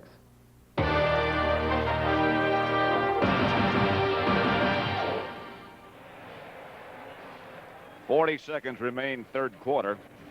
Atlanta 13, the Giants 6. We're at Atlanta's Fulton County Stadium. Pat Summerall and John Madden. Stacey Bailey did not return. Haynes is in it as a wide receiver, Michael Haynes, and he could fly. Well, he could fly so much that he made the trials for our U.S. Olympic team. He got beat in the trials, but that's what sent him to football. You know, he was fast from northern Arizona. And then you get in those trials and you're running against world-class guys. Went right to this game. Number 81. They say he's tough as well as being fast. Miller. Chase out of the pocket. Gets it to Gene Lang. Lang finally chased out of bounds at midfield by Mark Collins. It helps to be mobile. That's the thing, and Miller bought that time. He just came out the outside. He was really trying to go to Mike Haynes deep. I'll tell you what I like about this guy is he's a competitor. You know, in high school he was a baseball player, he was a football player, drafted in baseball, played professional baseball. In fact, Marion Campbell said the guy's just a gym rat. I mean, he's a golfer, darn near a scratch golfer, and any game that he plays well. which means to me that the guy is a competitor, and that's the number one thing you have to be. Wisenhunt was the man in motion. This is Lang again. Straight ahead for a 5-yard pickup. Stopped by Carson. Clock ticking down, and third quarter will expire before they get another one off. Started into that mid-quarter stroll. End of quarter stroll, I should say. That's the end of the third quarter with the score Atlanta 13, the Giants 6. We now pause for a word from your local station.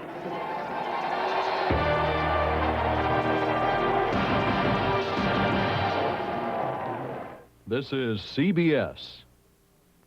I'd buy out my company and have my boss work for me. I learned to speak Italian, like Ferrari, Jacuzzi, Armani. I would shop until I dropped. I'd party. This Wednesday, someone could win millions of dollars. I'd buy a baseball team for Brooklyn. New York Lotto. All you need is $1 and a dream. This man is going to Tokyo and Osaka on serious business, and some of the best people in his field are going along. They're participating in an important exhibition, so their reservations, flight time, ground transportation, equipment, everything's got to go right. That's why they went with the airline that has a proven track record in the Pacific. Which airline did the U.S. College All-Star teams choose when they played this year's Japan Bowl? Japan Airlines, comfortably ahead worldwide. No matter where you drive, all the tire between you and the road is this, about the width of your finger. Here's where you need exclusive Bridgestone technology. Every Bridgestone tire is performance engineered from the ground up, which means Bridgestone builds more than tires that perform. Bridgestone builds confidence. So at 65 miles an hour, remember this and remember Bridgestone. Today's game is sponsored locally in part by your Tri-State Pontiac dealers. CBS Sports coverage of the National Football League is sponsored by Jeep. There's a feeling you can get only in a Jeep. The good time, great taste of McDonald's. And by Coors Light. There's no slowing down with a silver bullet. It's the right beer now.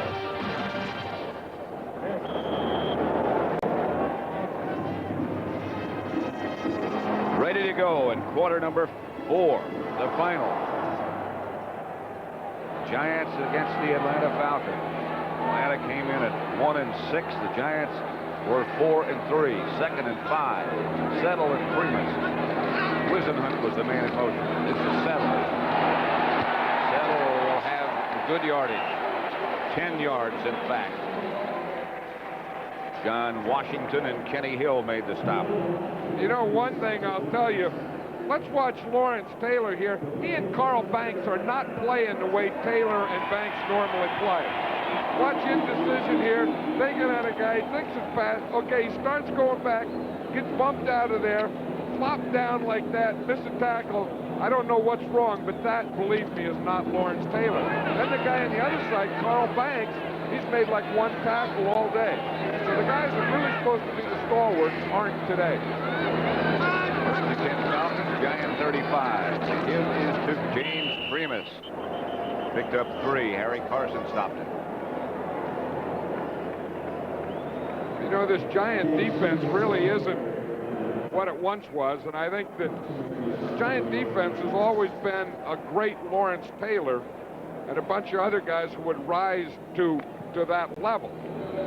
Marion Campbell was saying yesterday, John, that he thought maybe people are just getting used to this Giant defense. They've seen it so much, they've heard so much about it. Do you think there's anything to that? No, I don't think so. I think the players that were dominant players aren't dominating now. On 2nd down, Miller is going to throw a screen pass to Lang, and he's got a first down. Who is hammered out of bounds by Kenny Hill, but got 11 yards nevertheless. You know, Mike Kent Watch him. He's up there on top of the screen, number 78, blocking Taylor.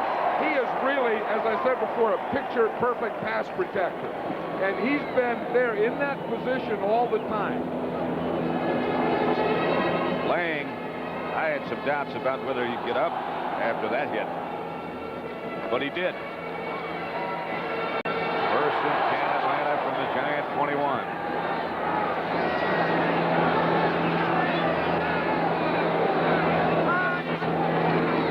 Settle in front of Primus. Not going to get much out of it. Terry Kennard for a loss of 2.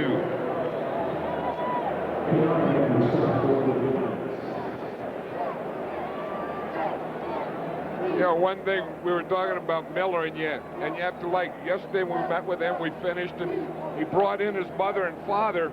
They're from Eugene, Oregon, and it was his father's birthday. So Chris Miller flew his parents in for their birthday, and of course that coincides with his first game back.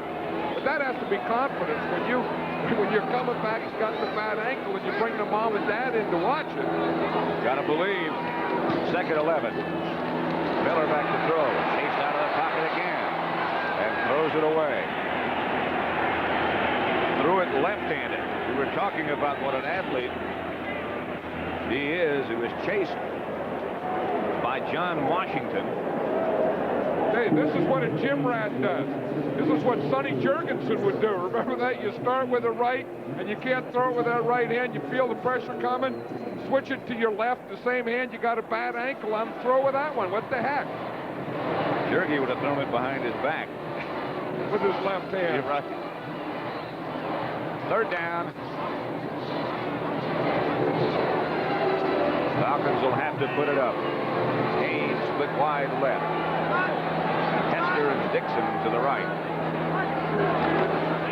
Here comes the blitz. That's got to be interference. Intended for Haynes. That's Perry Williams, and he hit him 30 minutes before the ball got there.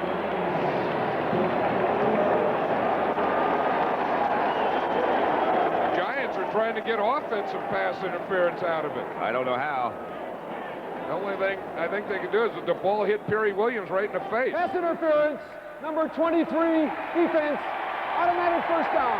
That's the only thing I think they can ask for, because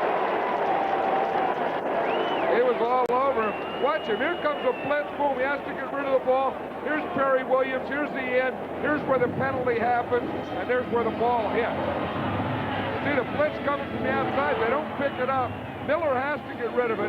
Up on top, you see Perry Williams doesn't let the receiver in. It wasn't holding. It was just that he saw he was going to run an in pattern. Perry Williams jumped in front of him. The bad thing is the ball was in the air. And he also knew that he had no safety man on the inside because he was blitzing.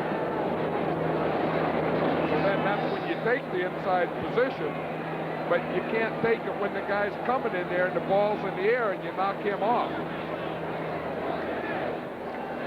First down. The game clock should be set at 12:21. 12:21 on the game clock, please. Game clock says 12:01. Thank you. And now they just changed it at the request of Jerry Markbright to 12:21. So all is ready to operate now. That was Bob Beeks, the line judge, who saw that, who keeps the time down in the field. He saw that it wasn't right. He was the official telling Jerry Markbright that that thing's not right up there. First and 10. Falcons lead at 13-6. That was Wisenhunt in motion. Miller, that's going to be out of the end zone. Intended for Haynes. Miller threw that one like the field was 120 yards long. Because he had Haynes, and he led Haynes, but he had to lead him right up into the third deck of the stadium, the third row. That's Hugh Millen, the backup quarterback for the Falcons, who signals in the plays to Chris Miller. The coach standing right next to him was Rod Dowhauer. He of the Indianapolis Colts. St. Louis Cardinals. Second and 10. Jim Burt gets a rest. Eric Howard with that. Here's Settle. Only got a couple. Stopped by Eric Dorsey.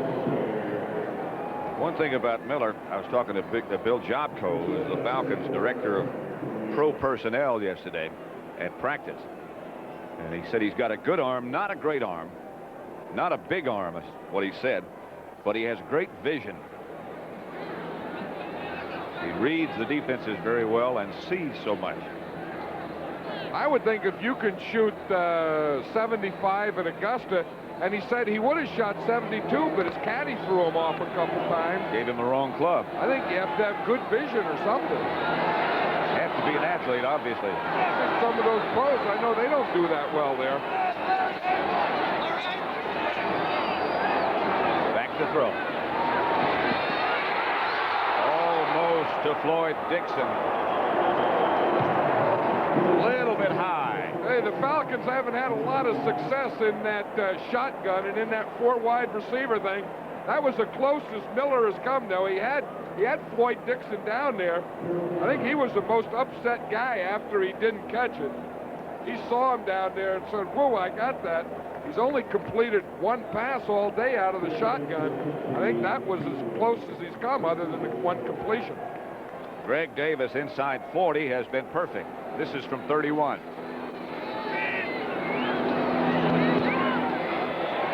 is still perfect.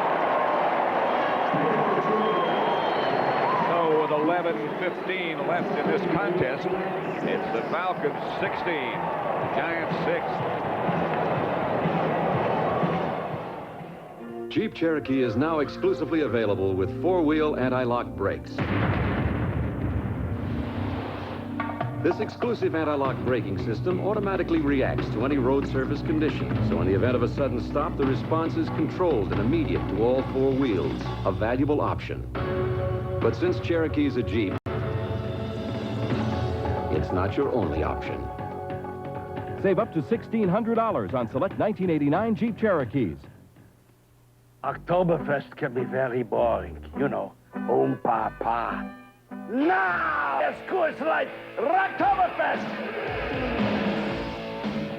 31 days of rock and roll, parties, and Coors Light, the silver bullet, the beer that won't slow you down. Plus, there's posters of me and the guys at your store.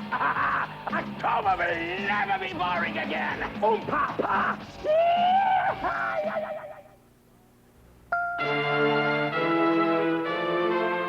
Here comes today's Duracell battery, and here's yesterday's. Today's are built to last up to 30% longer than the ones we made just a few years back.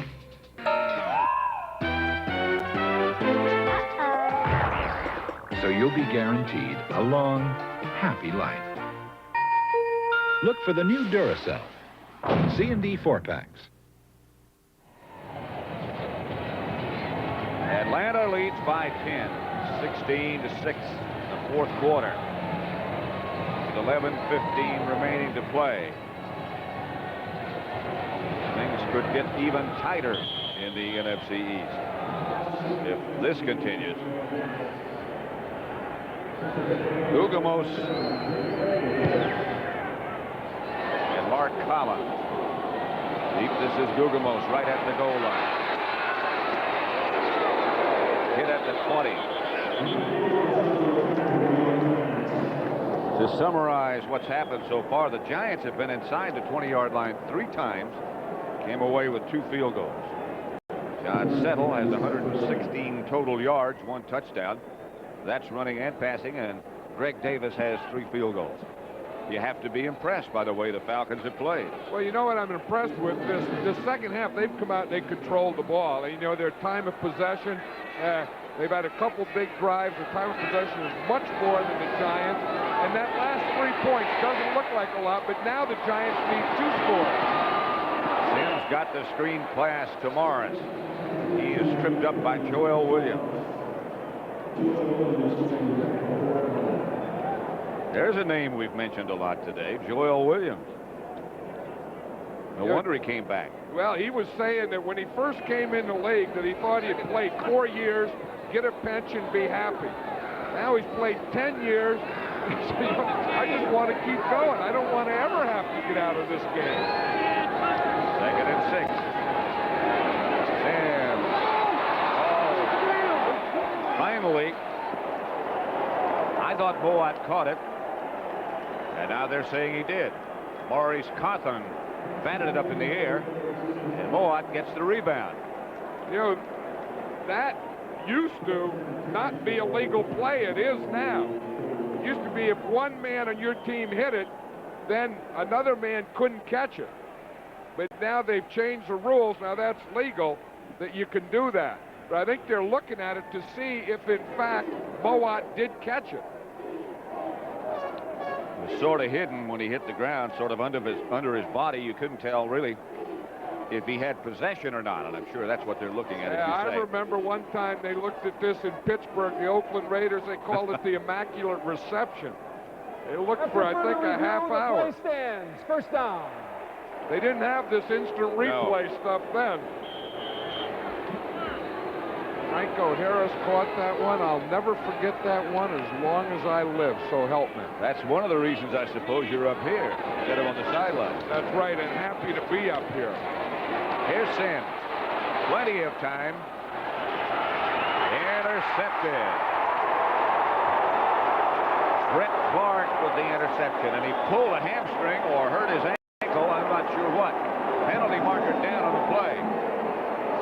Penalty marker is right there on the 10-yard line, right where the ball was intercepted. I bet that's going to be pass interference against the Falcons. That's a big one. That's about a 50-yard penalty. You know, Phil Simms was just trying to throw that thing away, I think. Well, now the Falcon offensive unit is headed from the field. Number 28 on the return. First down. Timeout. How can 28 have the illegal block? He's the guy that has the ball. That's Case. It's 25 with the illegal block. Yeah, and 28's carrying the ball. The poor guy got a hamstring and interception. They say the penalty's on him. That's hard to understand. When the clock strikes 6:30, babe, time to head for Golden Light. It's a good time for the great taste dinner at McDonald's. It's Mac tonight. Come on, make it Mac tonight.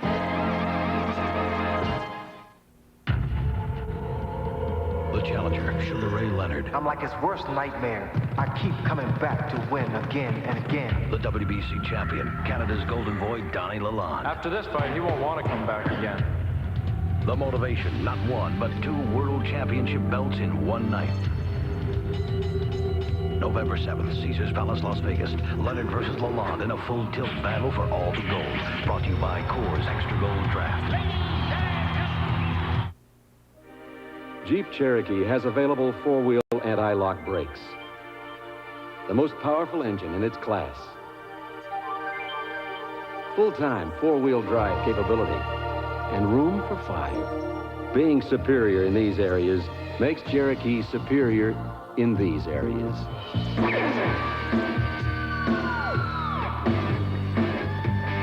Save up to $1,600 on select 1989 Jeep Cherokees.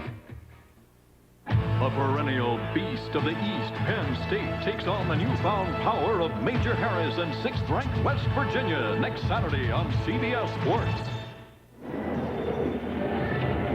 Watch this, Pat. Here's Stephen Baker. The ball is for him. Scott Case is defending. Here's the interceptor, Brett Clark here.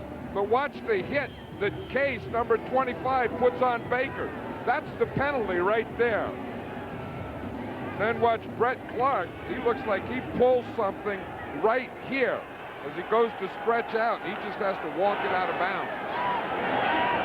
So the Falcons take over deep in their own territory at their own 5-yard line. Wisenhunt in motion. Gene Lang, the ball carrier, and not much there.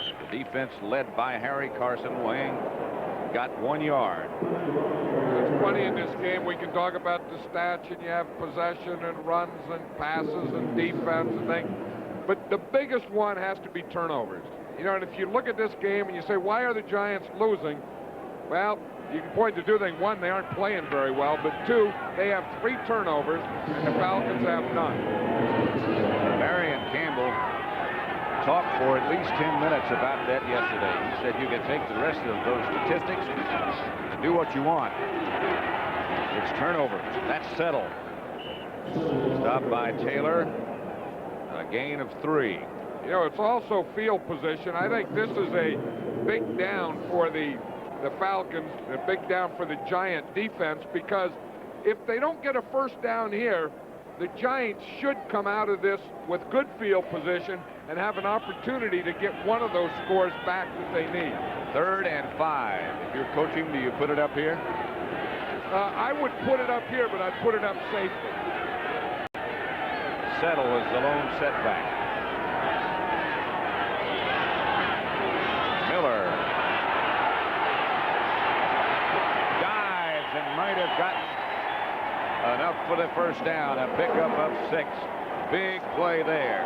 And it would have been a bigger play if Stacey Bailey didn't have a bad shoulder and could help him block. He needed something out there. Watch Bailey. He comes here. He can't get the block for him. He has a bad shoulder. Watch, he's the outside guy. He shouldn't even be in there. Now watch, as Miller comes out here. Watch right here. If Bailey could get him a block, he would definitely have the first down. Bailey goes off the sidelines, and Miller still gets a first down. With that dive, he got him out of the hole. Stacey Bailey's left shoulder is really hurting. He can't even lift that arm. I'm amazed he's playing. Well, what happens is they want to get in this 4 wide receiver formation, and they only have 4 wide receivers. So I think they're putting him in there just to show him the formation. But as you see there, he could not take a hit on that shoulder. Miller needs to settle. The Giants settle him quickly. No gain. Carson and Reasons. You know, as you look at Miller's passing by distance, we'll see 10 of 18 under 10 yards. You know, that's that control stuff. 3 of 5 between 10 to 20 yards. Then 21 to 30 is 0 for 3, 0 for 2, over 30 and 40. So really, he hasn't completed a pass over 20 yards, but he's been pretty effective in that 20-yard box. A lot of offers. Story of my life. Gets it outside to settle. The ball is on the way before he ever turned to look at it. Loss of 2.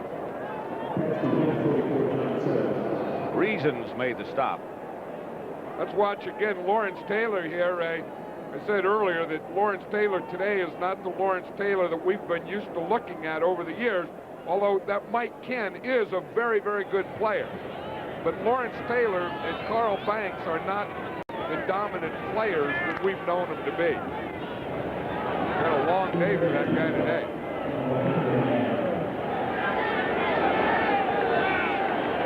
Bailey split wide to the right. Tester moves in motion. From the shotgun, here comes the Giant safety blitz again. But a flag on the play. Tom Flynn was the Giant blitzer. Full start, number 69, offense, 3rd down. Houston Hoover. Well, of course, you get that 3rd down pass. They know you're passing. You got to pass. They're up there in the blitz, and everyone gets a little shaky in that situation, especially a rookie from Yazoo City, Mississippi. You remember a few years ago, people thought when the Dallas Cowboys had to wear their blue jerseys, they were jinxed. This is the first time this year that the Giants have worn white. They like the blue jerseys. So you think they're playing this bad because they got white jerseys on? I don't know. Something to talk about. I don't know. I don't think they got a wake-up call, this group, today.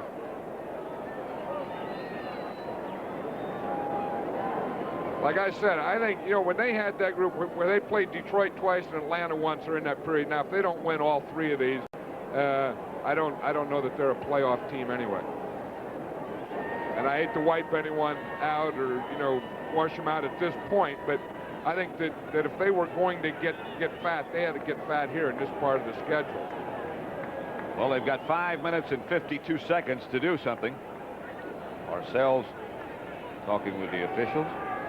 And this is a pretty good situation here. You got them backed up. You got them third and real long. I would say that the Falcons aren't going to take any chances here, and the Giants, again, should get pretty good field position. With third and this long, I certainly wouldn't take any chances. Ball's at the 8-yard line. Clock is running.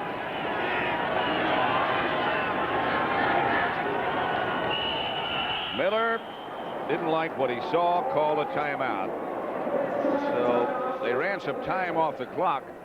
5:36 remaining, and Atlanta leads by 10.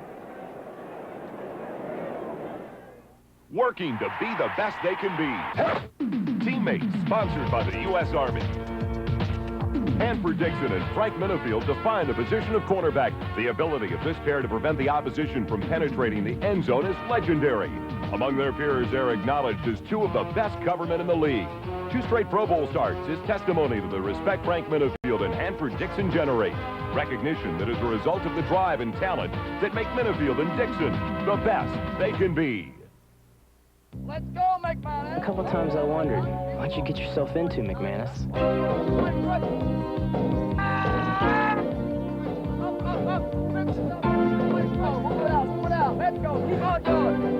And then it all kind of came together. There's no telling what you can do. Okay, McManus, go. Especially when you have somebody who really believes you can do it. Be all that you can be in an age of light in the Army.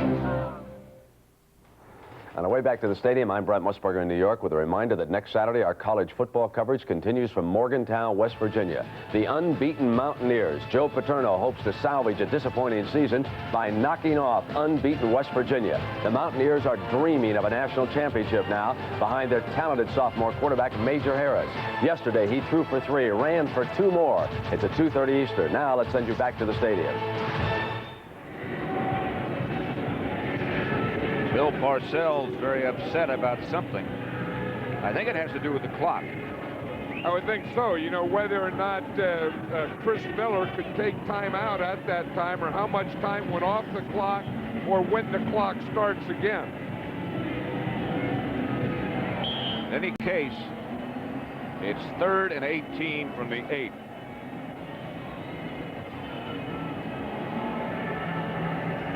Look at that time of possession. I mean, that's the turnovers are the big thing, but this is a big thing too, because they didn't have to let Phil Simms have a shot at their defense if their offense is in there. Miller's going to throw it. He's got out of the end zone, and he gets out to the 12. Reasons after Miller went down. He picked up 5, got a little bit of room for his punter, Rick Donnelly. Now, if I were the Giants and I need 2 scores to win the game, I think I would come on a punt block here. Because if you can get a punt block down here, that's a touchdown. They don't look like they're going to try to put pressure on it. They have 2 men out on each of the 2 wideouts for Atlanta. It was close, though. McConkey gets to the Falcon 44, so the Giants will take over in good shape. Settle was down to make the stop. Next Sunday, doubleheader on CBS. Bears, New England. The Rams go to New Orleans. Saints winning again today. Atlanta visits Veterans Stadium in Philadelphia. Minnesota at Candlestick Park against San Francisco, where John Madden and I will be. And the Giants again face Detroit. Minnesota on the roll again. Simms from the shotgun. Outside, knocked down at the last second by Bobby Butler. Lionel Manuel, the intended receiver.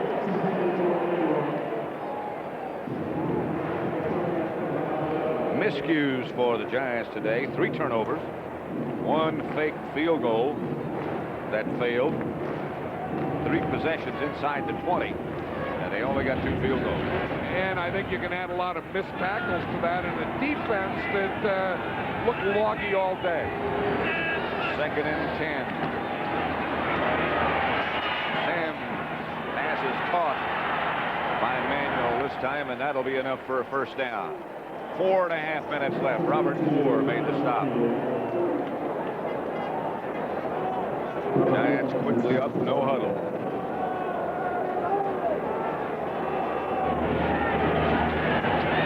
Sims gets away from one man, chased from behind, and caught by Marcus Cotton.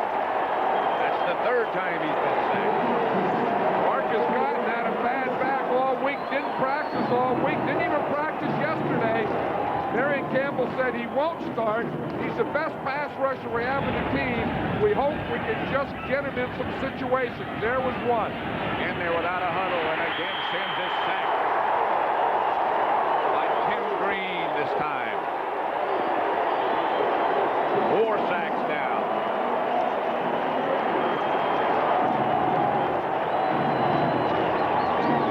Tim Green is just coming from the outside.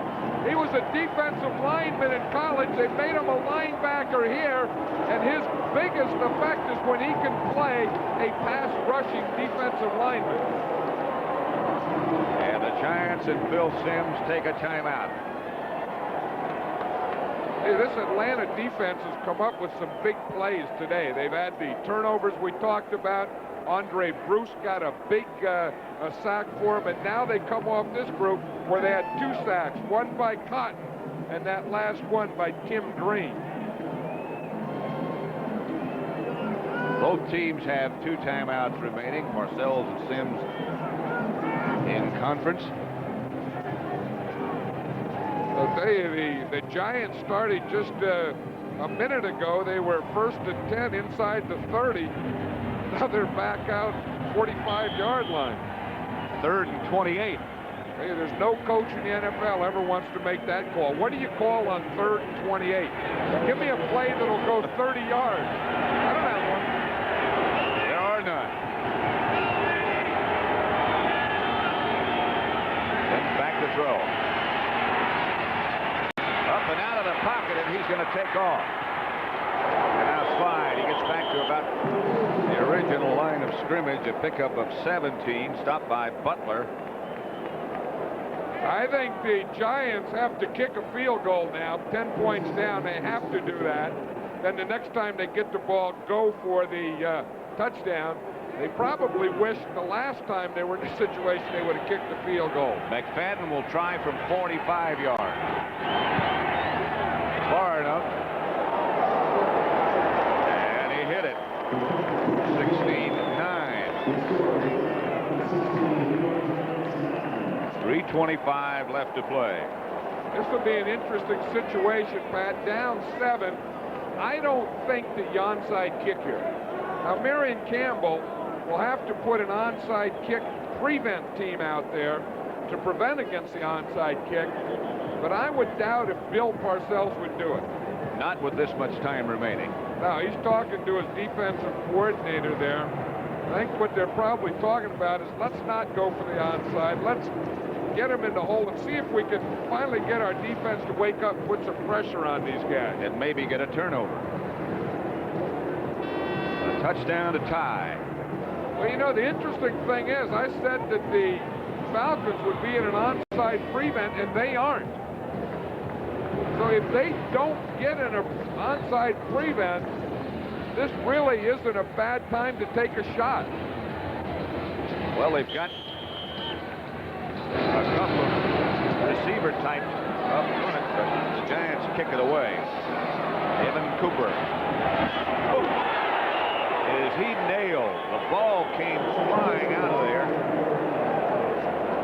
Adrian White really put a nail on Evan Cooper. I can hear it all the way up here, but there's a flag back where they kicked from. And they'll ask him to do it again. You know, that Adrian White is a tough guy. Offside, number 48, kicking team, free kick. Watch number 36. of the Giants, it's going to be right there. He comes, he hits him across the bow, knocks the ball out of bounds, knocked everything a-flying on that play. You know, Adrian White wants to be a boxer. You know that? He wants to, he trains, and he's trained in a gym, and next year he wants to fight in the New York Golden Gloves. And when a guy can come down the field like that and bring a load like he does, I don't think I would bet against him as a Golden Glover. Got an explosion. Boy, that was really a hit. That's all he'd have to do in those Golden Gloves is have the bell ring, jump off your stool, and go over and hit him like you did on that play. Pittsburgh beating up on Denver. The Bills have come back to tie New England. Kick off again. It's going to be Cooper again.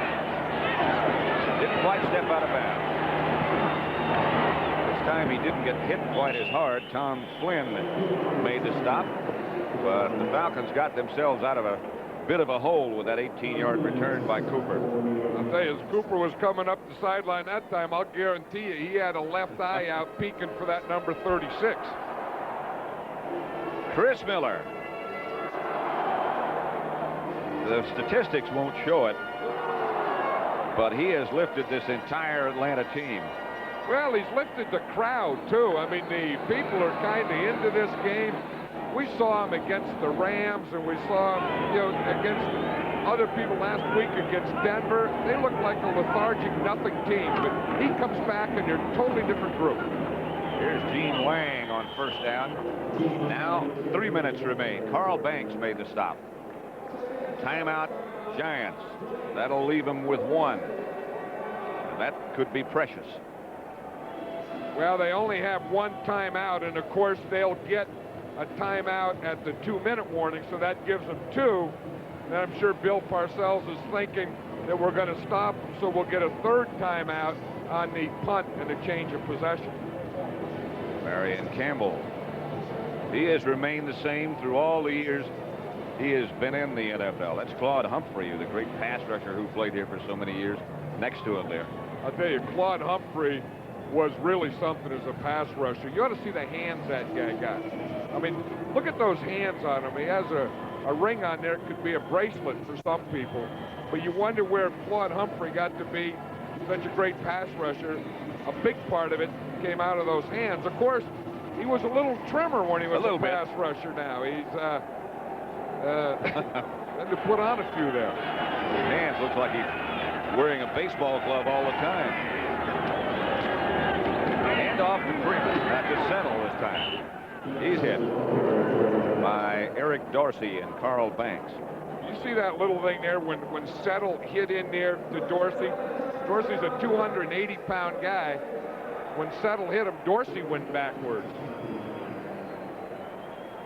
Giants have taken their last timeout. Just watch the end of the run. There's Dorsey there, 77, coming off a block.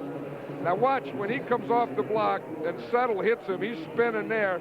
But watch that. I mean, Dorsey goes backwards. Settle, by that hit, it's just a little thing, a subtle thing about Settle. He gained a yard there. 2:54 left. The timeouts remaining, 2 for Atlanta, none for the Giants. This telecast is presented by authority of the National Football League and is intended for the private use of our audience. Any rebroadcast or other use of this telecast without the express written consent of the Atlanta Falcons and the National Football League is prohibited. Brings up 3rd and 3. Ball is at the Falcon 32. 2:54 remaining. Settle is the lone setback behind Chris Miller.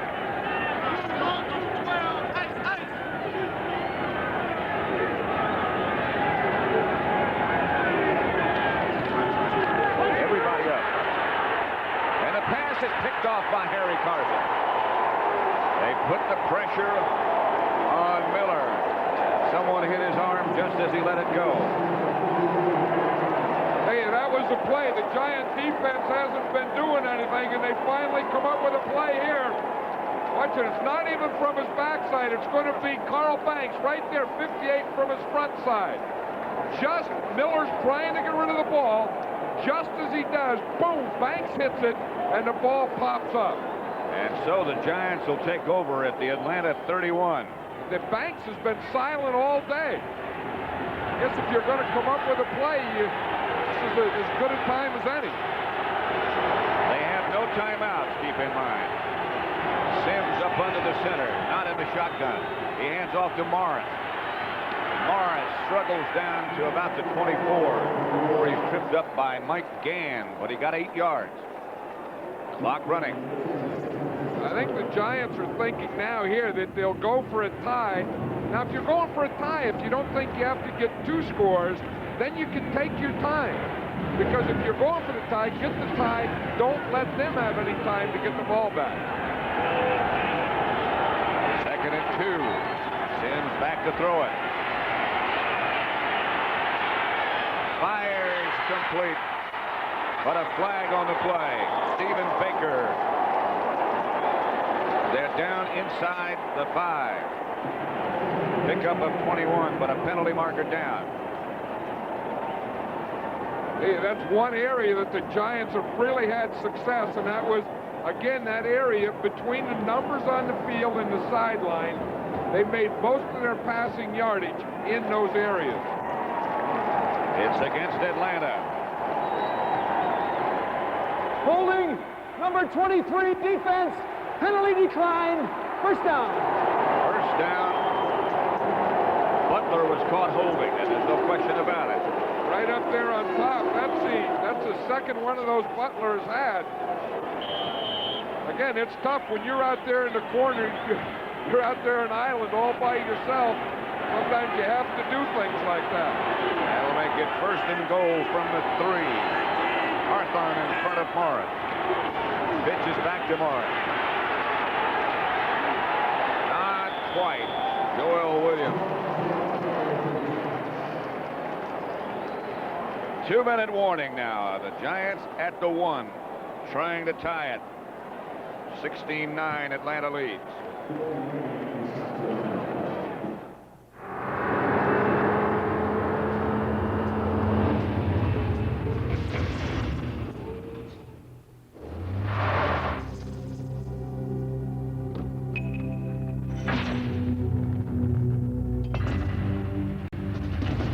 $177 horses give Comanche so much power, but it's the name Jeep.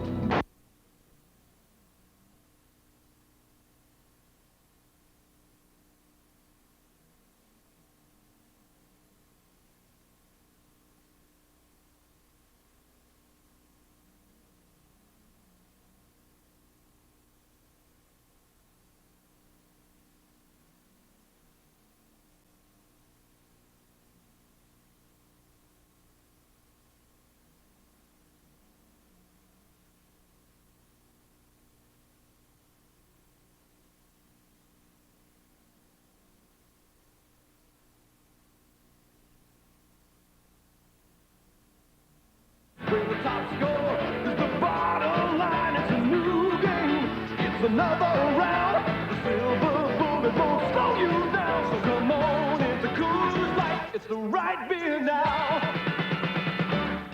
To the good life, yeah. Good life, yeah. So come on, it's a Coors Light, it's the right beer now. At Atlanta's Fulton County Stadium. Atlanta 16, the Giants 9, but the Giants are at the 1-yard line, 2nd and goal from that spot. Matt Summerall, John Madden. It looked as if the Falcons had won their 2nd game, but the Giants pressured Chris Miller. And Harry Carson, after a hit by Banks, came up with the interception. Anderson is the deep back. Anderson is in the end zone, touchdown.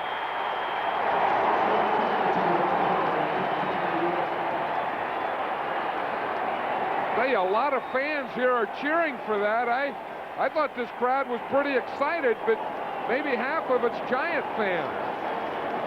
Wonder where all these people came from. I think they're just hoping for overtime. Oh, yeah, they're going to get an overtime. Hostetler will hold.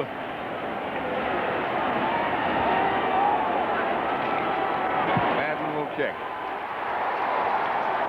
And when Carl Banks hit Chris Miller, you can smell overtime right then.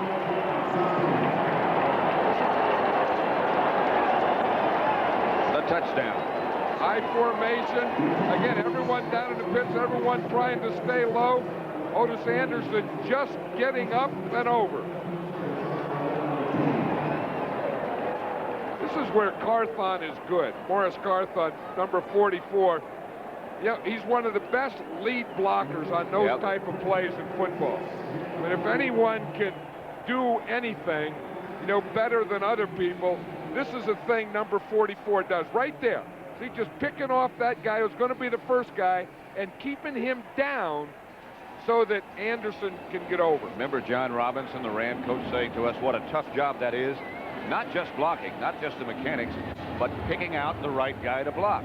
Yeah, being able to find the guy and then do the job, and then also to find a running back today that is happy to be a blocker and does it with pride. You know, I mean, they all want to run the ball. You know, we're probably a little premature in putting the Falcons away. They've still got 2 timeouts left and 2 minutes left.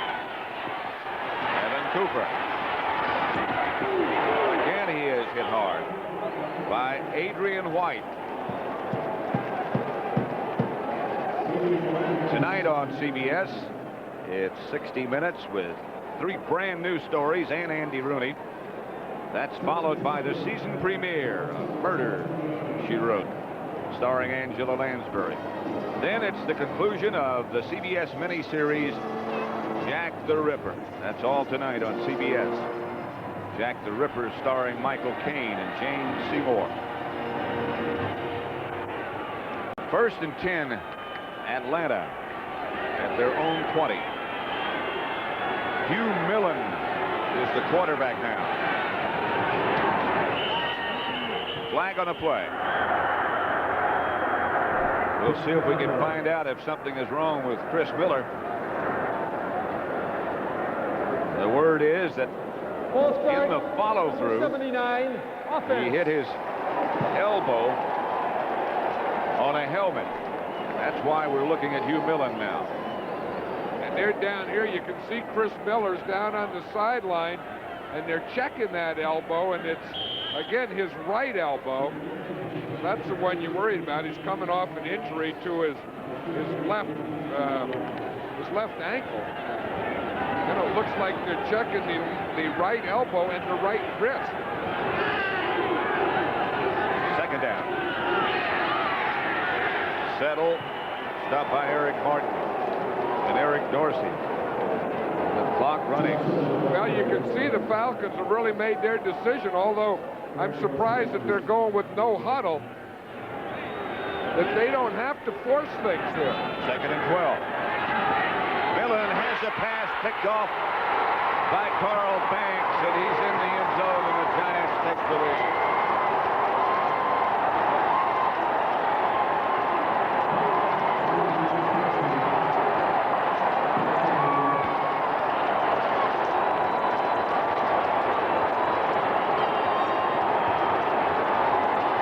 Celebration. Parcells would say, get back to the bench. I have no idea what the Falcons did. I thought originally they'd just run the clock out and play overtime. They got a backup quarterback coming in cold, hasn't played, and they go with no huddle on 3rd and long and pass the ball. He just looks out here. Carl Banks is perfect coverage, intercepts it. And the extra point is good. Bill Parcells is taking a deep breath here. He knows that his team hasn't played well. Carl Banks in the first 3 quarters doesn't do much. And then in this 4th quarter comes up with 2 big plays and, of course, his first NFL touchdown. But the first one was that sack that he got that caused the interception. And then the second one right here, the interception on the pass to John Settle. A 15-yard touchdown run by Carl Banks. And why Hugh Millen throws this, I have no idea. Why this play was called, I have no idea. Why the Giants didn't have any timeouts. Why they just didn't come in there, work the clock, try and get field position. Don't let them have it. You don't have to force anything when the score is tied. So again, the kickoff. And what a sudden turn of events and change of complexion of this whole contest. The Giants 23, the Falcons 16. Atlanta led by 10 with less than 5 minutes to play. And all of a sudden, well, someone had to come in and take this game over on defense for the Giants, and obviously that guy was Carl Banks. Evan Cooper again. And again he is nailed, this time by Guggemos. Atlanta's 2 turnovers just killed him. That's what Marion Campbell was talking about yesterday. 2 pass interceptions. Well, I don't think, I mean, in all due respect to Hugh Millen and the great play that Carl Banks made, I really don't think that you bring a quarterback in off as an inexperienced quarterback off the field with score tied and have to throw on 3rd and long. First down, Atlanta. They still have those 2 timeouts. It's happened so fast, they haven't been able to use them. Here's Hugh Millen. Incomplete. In the direction of Floyd Dixon. Hugh Millen, remember, was the quarterback. Remember at the end of the preseason, the Los Angeles Rams waived 2 quarterbacks, Steve Dills and Hugh Millen, thinking maybe one of them would get claimed, they'd bring the other one back. And lo and behold, the Falcons claimed both of them. And they ended up with Millen and Dills. Dills had been the starter. He hurt his wrist last week. And of course, Chris Miller's coming back. Here's Millen back to throw. I saw a hat go down, but no flag. Floyd Dixon made the catch. Now, of course, the hat goes down when a receiver goes out of bounds. That'd be that one of the Falcon receivers running up the sideline went out of bounds. Of course, once he goes out of bounds, he becomes ineligible. He can't come back in and catch a pass. That's why they throw the hat, just so that they know that he is ineligible to come in and catch. 3rd and 10. Ball's at the 19. Millen again back to throw. Has time. Has a man open. Floyd Dixon. Tom Flynn made the stop. Less than a minute to play now. The Falcons take one of their 2 timeouts, a pickup of 22.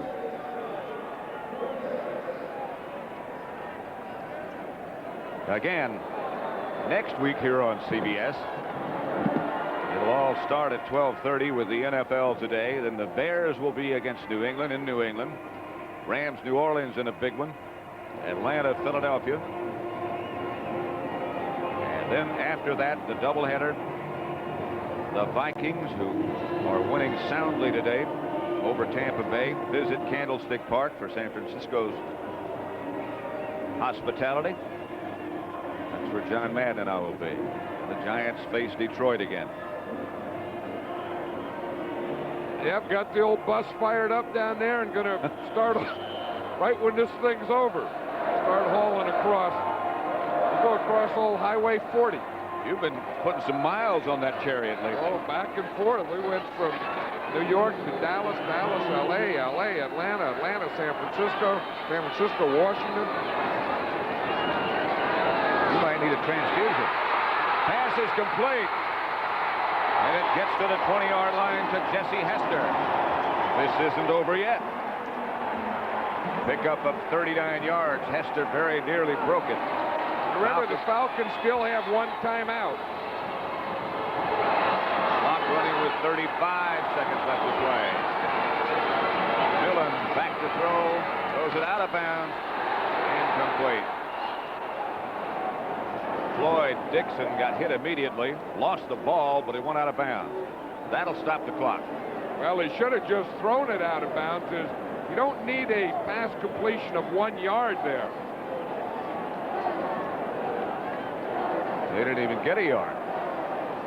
They must be saying now that he had possession and lost it out of bounds because they move it back even further. Second and 16 situation coming up. I don't know. I would think they're going to look at that on the review. Of course, they already reviewed it and decided that they were right. Let's see. They ruled that he caught the ball, was hit, fumble. Well, if he's 26 seconds on the clock. And then the Giants knocked it out of bounds. The last guy that had control was Dixon. Now they're putting more time back on the clock again. It had run down to 21 seconds. It's back up to 27. Giants by a touchdown. Hugh Millen is the quarterback. Pass is caught and dropped by Michael Haynes, but a flag on the play. Gary Reasons made the hit. Maybe there wasn't a flag on the play. Oh, he's put it back in his pocket now.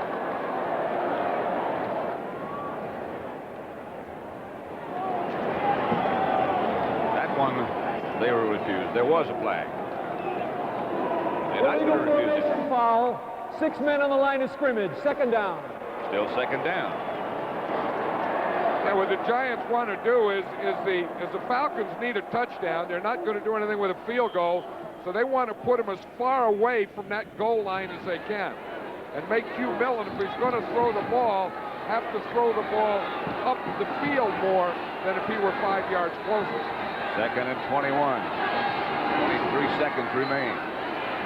Millen up the field, pass is deflected and almost intercepted by Terry Kennard. Jesse Hester, the intended receiver. 16 seconds remain. Third down coming up.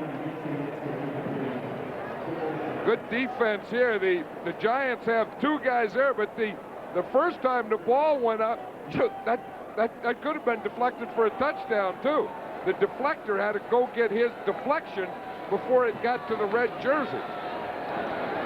Third down. 16 seconds remain. Forget about the first down yardage now. Third and 21. They still have a timeout remaining, however. Millen gets it to Settle. Settle hops out of bounds with 9 seconds to go. Back at the 21-yard line, a pickup of 10. You know, as you say, the Falcons have 9 seconds. They have one timeout left, but it's also fourth down.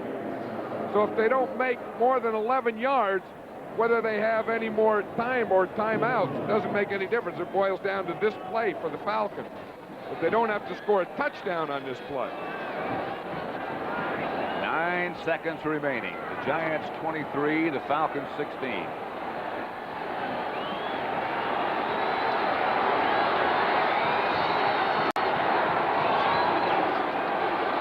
Millen gets away from the sack.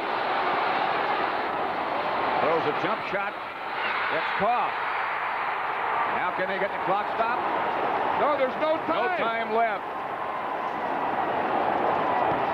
Haynes made the catch but couldn't get in. Wow.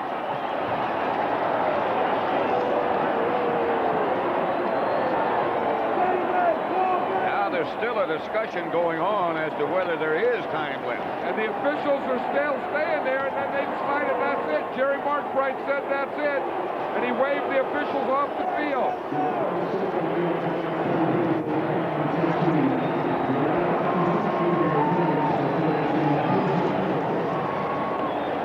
Hey, what a game that was. Wow. Bill Parcells looks like he is really drained. He went through it today. He knew his team didn't play well, but at the end, they come up with the plays when they needed them. Watch Millen here. He's just throwing a desperation jump ball up here. His team wins the jump ball. That's the good news. But the bad news is the time runs out. That's Harry Carson wrapped around Haynes and keeping him from getting in the end zone. And then some help arrived. So the final score, the Giants 23. Final score is, as a matter of fact, Giants 23, Atlanta 16. Stay tuned for the NFL Today's postgame show next. You've been watching CBS Sports coverage of the National Football League.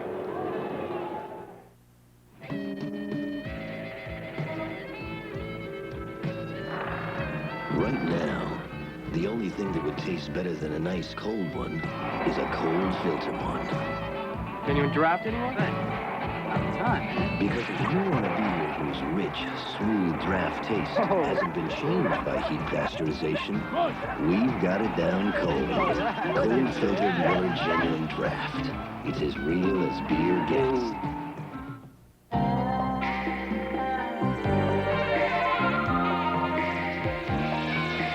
Sometimes you got it today. Emerson's got it right. Fine tune it, fine tune your life. Nobody's gotta tell you. Emerson does it right.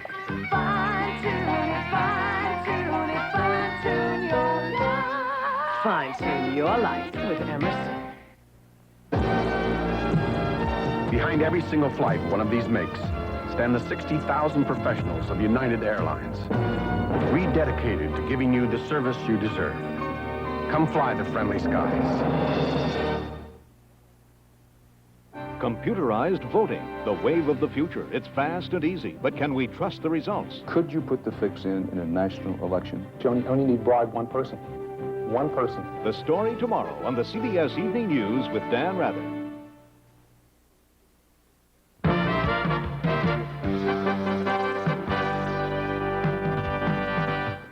All right, the New York Giants come from behind and push their record to 5-3 on the year. Pat Summerall standing by with one of their defensive heroes. Let's go out to Pat. Well, Carl Banks, it took a long time, but you don't want to play too many like that, do you? No, we don't. And like I said, it couldn't have happened at a worse time for us. We were trying to get our second win in a row, and they got to mixing things up. They creased a few runs on us, and then they gave us play action, which made it difficult for us to stop anything. Well, let's take a look right now while we have a chance, Carl, at those two remarkable plays you made at the end. Here's the interception. I don't think he ever saw you, do you? No, he didn't, and that was part of our game plan. If the back peels into the flat, we're supposed to take him right away, and I read it perfectly, and I guess that was the inexperience on him. He came in, and he didn't see that we were taking that back the whole game, and he just threw it out there. I don't think he ever saw me. Carl Lawrence Taylor had cramps, we were told, in the second quarter. Didn't come out for the second half. Is he okay? Yeah, he's fine. He came out. He played a few plays. But I think he was just a little dehydrated. It's pretty hot out here. How are you feeling? I feel pretty good. Finally getting back in the sync of things and trying to get some of these injuries healed up. And right now I'm looking forward to the next game. Well, Carl, congratulations, and thank you very much. Thank you very much. Now let's go back to Brent Musburger. All right, Pat and John, thank you very much. And so Dick Butkus and Irv Cross, the Giants survive a scare. And you were talking to Coach Parcells earlier in the week. Yeah, he was worried about having a letdown. He was worried about John Settle, and he was right because he had a heck of a game. But, you know, and this is the